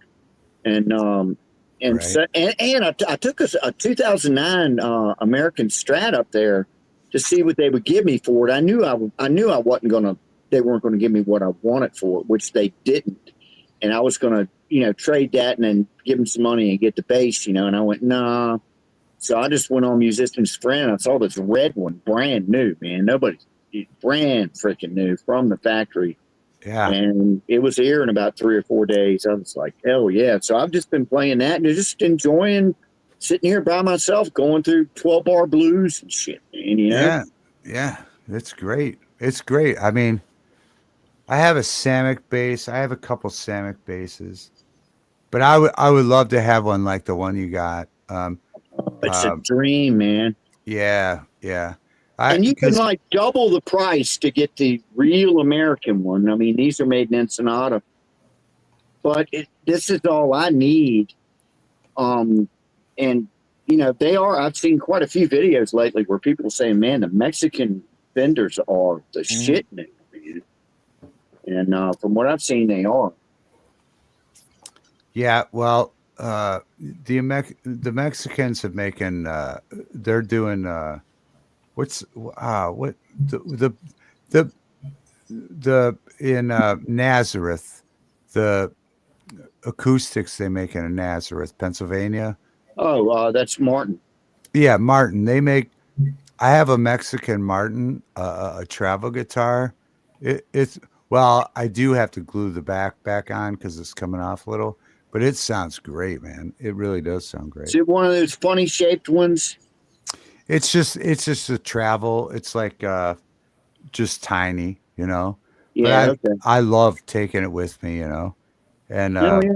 being able to strum a couple chords or whatever. Yeah, if I go somewhere.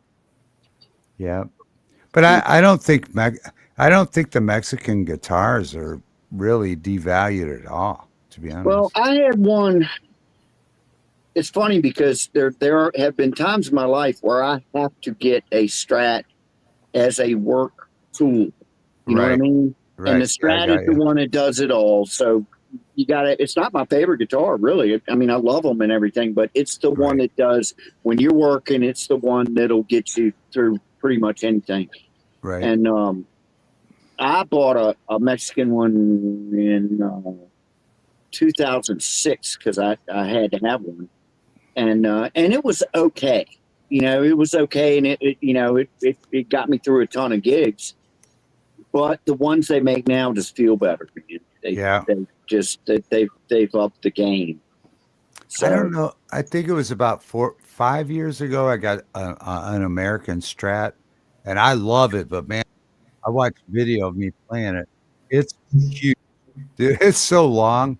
And then I think I got a Les Paul Epiphone a couple years ago, and I see it looks a lot better on footage, you know, and it sounds pretty good, you know. I bought a Johnny Marr Jaguar. Okay. Yeah. I mean, it's all up to interpretation, you know. Yeah. Where do you go? Well, and I have a Gretsch. I have a 135th anniversary Gretsch. I never let that thing out of the case barely because it's too valuable. But yep. Yeah, they're part of the family, to be honest with you now, you know. Yeah, I have a hard time getting rid of them. Yeah. But having a nice bass is always cool. Oh yeah. It was a nice addition. And it's so pretty, man. It's beautiful. I guess it's Fiesta red, but it's almost got a slight orange tint to it. Mm-hmm. Mm-hmm. Blackwatch says he hates the Ramones, and that's the Ramones were an acquired taste, so I'm with you. Well, I have to tell you that this is a personal, true story. I remember I went to New York with a buddy of mine. We were working, and he was in the hotel, and he trapped me in the hotel, and he just played the Ramones. And I got to tell you, I forget my age at the time. I think it was 18. I hated the Ramones.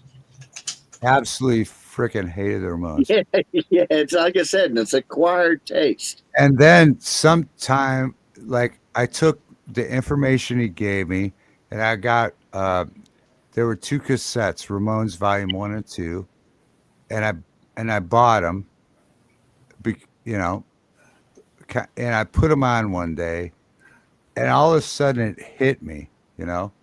I understood it, and this was like I was 18.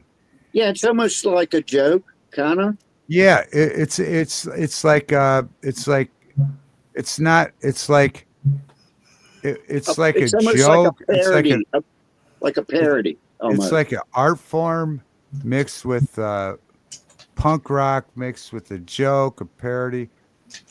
But all of a sudden, it hit me. You know. It hit me. I didn't like them either, but it hit me when I watched that movie, Rock and Roll High School. Yeah, yeah. That's when it got me. I was like, all right, I get it now. And I've actually been to that high school with Marky, who was in the movie, you know. But the thing is, like when they got inducted into the Hall of Fame, and a few of them were dead, and I got the call to sing for them. It was almost like it made sense because You did it? yeah, yeah, You sang with the Ramones at the Hall of Fame. yeah, yes, sir. Are Yep. you kidding me? Now, Ryoga, here's the story. Mark, they were doing a rock and roll induction concert series. Johnny died of cancer. Dee died of a heroin overdose. Joey died of cancer. They called me on the phone. They said, "We want you to audition." I went to a house in Parma, Ohio, in the basement. They said, "You got to run through." I think it was 16 songs at the time. We ran through them. They said, "You got it." Daniel Ray played bass. He wrote a lot of the Pet Sematary album stuff and sang and played Johnny's parts.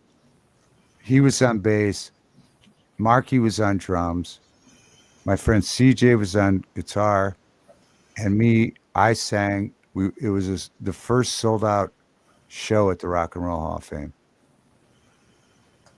What year was that? I think it was 2003 or 4. Wow. Yeah, I think it was 2003. So, but hear me out, Yorker. One second. So we were supposed to just do that one show, right? But it was so entertaining that Mark called and said, "We're going to do it. Can you sign?" So we had artist management out of LA book a tertiary tour. We did like Pennsylvania, some of the East Coast and stuff like that. And then for the Yorga, listen to this. For the next 12 years, I played all over the world with Mark. I didn't know that. Yeah, that's the truth. Yeah. A lot of people don't. I don't come on like, oh, you know. Well, no, you're not bragging about it, man. It's No, really and freaking cool, man. And to be honest with you, it's obvious. I had played all my life and, made friends and shit like that. And so obviously, even if you make good sandwiches, eventually you're gonna, get some spotlight, and that's what happened with me. But it doesn't matter. I'm not doing it now, but I did do that. Yeah. Wow. Those memories that you'll always have, No, I could do it now. For instance, like I just put on my Facebook page, like I want to do live streams next Monday and the Monday after that, because those are only 2 days I have free this next month. But dude, just people that I've met all over the world, it's overwhelming, that are like, I want to come on. Just like really talented people. There's so many talented people. And by the way, I would I came on here complimenting Yorga. I think everybody else on the panel is the same way, very talented. But by the way, everybody listening, I think you have talent, and I would like to say that that's what I want to do the next 2 Mondays on my YouTube channel. It's just kind of promote talented people. Listen, you don't have to be signed to a record deal to be talented, Yorga, right? There are so many talented people all over the world. I mean, you could be talented in whatever field you're in, even if it's not a field, if it's about plants or sewing buttons on a shirt, or you know, you don't have to do extravagant things to be talented. But guys, you know, I mean, I think we forget these things sometimes, you know. Or maybe I'm wrong, Yoga. No, I think that everybody is, they have one thing that they're better than other people in. Yeah. You know? Yeah. Yeah, and they're talented. I'll tell you, my mom, she's passed away. But I'll tell you, Yorga, she had many talents. But one of her talents was making cabbage rolls, man. Well, dude, I don't know if you like cabbage rolls. yeah, I do. My mom could make cabbage rolls like a gangster, you know. Come on, Mom, give me some of them gangster cabbage rolls. If I could have one of her cabbage rolls, I would turn back time. Yeah, and you'll never be able to make one as good either. No, matter never. what. And my here's what my grandma could make. My grandma, she could roll out noodles, dude. She could make noodles like they were like Was she Italian? No, she was like, I don't know what she was. She was a bunch of mixed breed, like Slovak or something, you know. Okay. But she could make like, they were like a 1/2 inch by 1/2 inch noodles, dude. Her noodles, forget about it. Yeah. Man, homemade noodle. Ah. What do you think about that, Watt? And they were thick and like dumpling. Oh. Then yes, my mother-in-law. Bonnie, they were thick. They were so thick. And the key is they had to be thick. Yeah. Yes. My first mother-in-law was German, and she made them to die for. That's almost kind of like those flat dumplings, isn't it? Yeah, but they got to be thick. But I think it. Here's my theory, Bonnie. See if I'm wrong. I think the taste is in the hands that touch the dough. You know. You know what? There's that is definitely true. Yeah. Because the chemicals of each person's body is different, and that's why my noodles taste like shit. There you go. When I would make tea for the kids, they said they could never get it to taste like that anywhere else, and they would make it exactly like me, but I would use a wooden spoon, and it never failed. My finger would touch the tea, and I'm telling you, there's something to it. There's something about it. It's something about the chemistry of the person that touches the stuff. Yeah, there's no doubt about it. My grandma gave me her recipe. Actually, I have it I have it screen printed on a cutting board, and it doesn't. You could follow it exactly, but it doesn't matter because her crooked fingers. She had crooked fingers, like some whacked out finger, but just something about her fingers touching that dough. Yeah. Yeah, you can't replace it. And sadly, how could she have passed it on and no one was interested, you know, maybe or something. I don't know. Weird. I know, you know, I don't know. Did I compliment Bonnie enough? Because Bonnie, I mean, you really get it, Bonnie. So I know I gave Jorg a bunch of compliments, but and you know how you can tell that, David? When you pick up your doggy bag on the way out, there's more than 5 vanilla wafers in. You did good. Yeah. Yeah. Right. Right. Calm down, Blackwatch. Yeah. Scav. But I think Bonnie's doing a great job. I'd like to say that. I think she has a great channel. And also, I would like to say this, Bonnie. I like the way that when other people are like just, you know, over the top MAGA supporters, you're like, wait a minute, let me question this and that. I absolutely appreciate that. Now that's a good thing. Yeah, Really? because she's not blindly following the crowd, you know. And I appreciate that big time. And I actually relate to her most of the time when everybody's like, "Oh, you know, Trump said this and that and the other thing." But I'm like, "Wait a minute, that feels a little bit the same as it was." I agree with her. I agree with her. Yeah. You But have anyway, away. You have been away. It's not MAGA anymore. It's Trumplicans or something like that. well, calm down, calm down, Blackwell. And he said that. I'm just saying calm down because it's I'm just something saying, to say. keep it saying it, otherwise, I'm you're just doing it to be funny, you silly It is Canuck. fun. So calm down. Yeah, calm down. if you order after last year's menu, you're going to get bad pasta. So you got to keep up. All right. You know. All right. I don't follow anything blindly, and I question everything. Yeah, that's good. That's good. That's good. That's what I'm saying. That's what I appreciate. Watch it if she says to you, "Well, do you feel lucky, punk? Do you?" Don't answer. Run.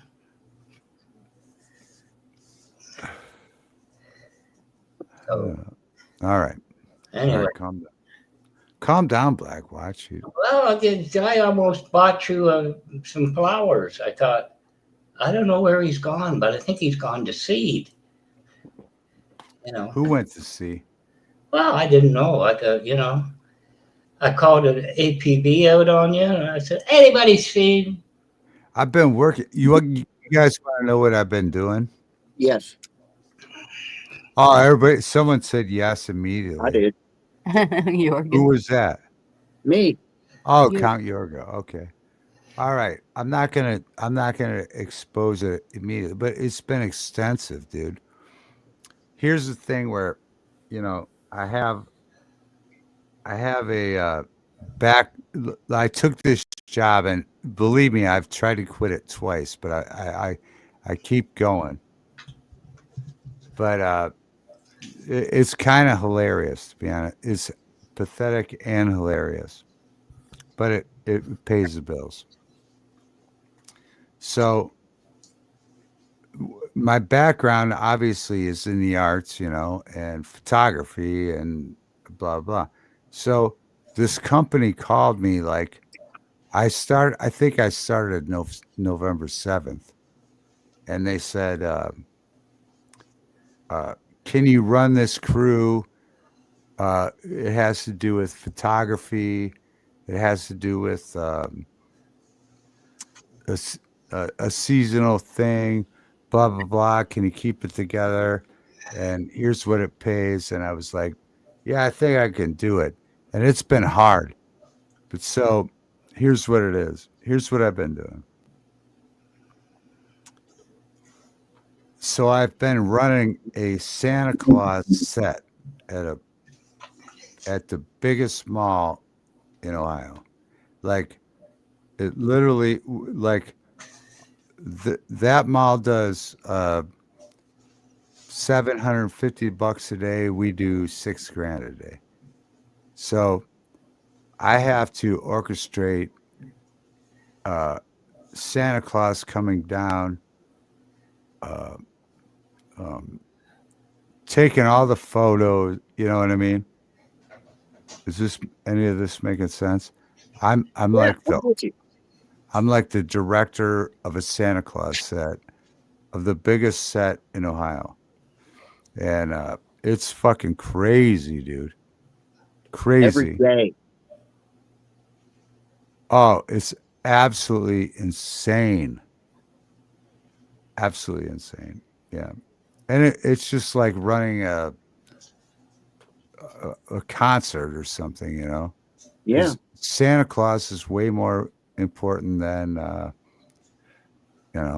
Black Sabbath. Right. It's a gig, you know. What the hell? It's a gig. No, Well- it's crazy, but it's because they called me because I already had a photography company, Hibiscus Bay, by the way. I think it's on Twitter. And so you know, I've been doing photography. So they called me, and I've been doing this, and it's trying, man. I got to tell you, man, because it's like I mean, I think yesterday we did 117 photo shoots. You know, Is it Santa or drunk? Because most of them are. well, we have two Santas at my mall. Actually, we have two Santas. So the first one's from California. He's a liberal, and it's funny, man. I'll have to. I could. It's crazy. It's so crazy. I can't even believe I'm doing it, to be honest. But at this point, I'm so drawn in. I have to finish the job. You know what I mean? Yeah, you got to finish the job. You got a whole month left, too. Yeah, and it's crazy, dude. It's Yorga.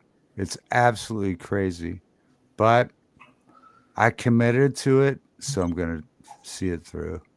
But it's absolutely insane.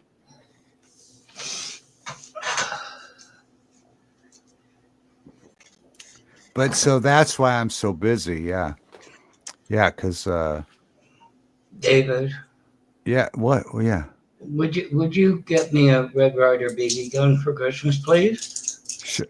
I know two Santas. I could ask them for it. Would you? I've got one of them here. One of them old ones with the wooden stock. I've got one. I think the whole experience is pretty cool because all right, if anybody's listening, I can't see any chat, but maybe the chat's call me a knucklehead or whatever. No. But I would like to be honest with you. Here's what I would like to say. Bonnie, here's what I like to say. What? I've been doing this since November 7th with two Santas and the public reacting and playing along, right?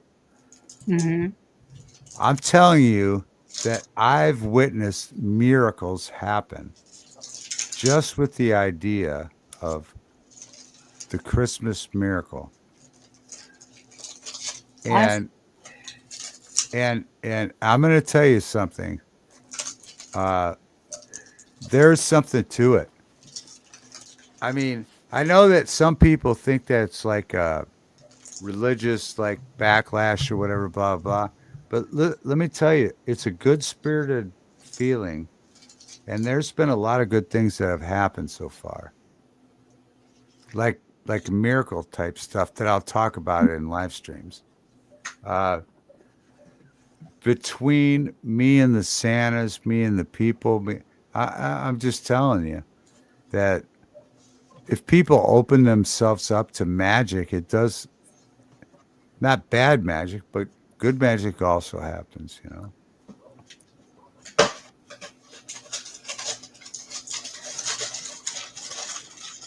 I don't know. Or maybe it doesn't. You guys are all against it or whatever. But whatever. Normally, I'd agree with you, David. This year, I highly doubt it. No, it's true. Let me tell you. I'm going to tell you, Blackwhite. Here's what I'm going to tell you. Okay. Okay. Like we had 2 pet nights where they brought pets. I'm not going to start with that. But there's a lot of times when people bring in disabled people or people that are mentally disabled. I don't know the terminology. If I said that wrong, I'm sorry. You've said it fine. But we've paid special attention to those folks. Yeah. And I'm telling you, they believe in the magic. Yes. And the fact that we can create that magic for them is absolutely amazing. And I'm going to tell you something. I've given it. If those people come in, they're like, oh, you got this package, you can have this pack. I give those people, don't pay me anything. I give those people everything. Don't tell my company, but the people that are struggling, I give them everything. And I'm going to tell you why, because I appreciate the fact that they believe it. And if they can have some magic from it,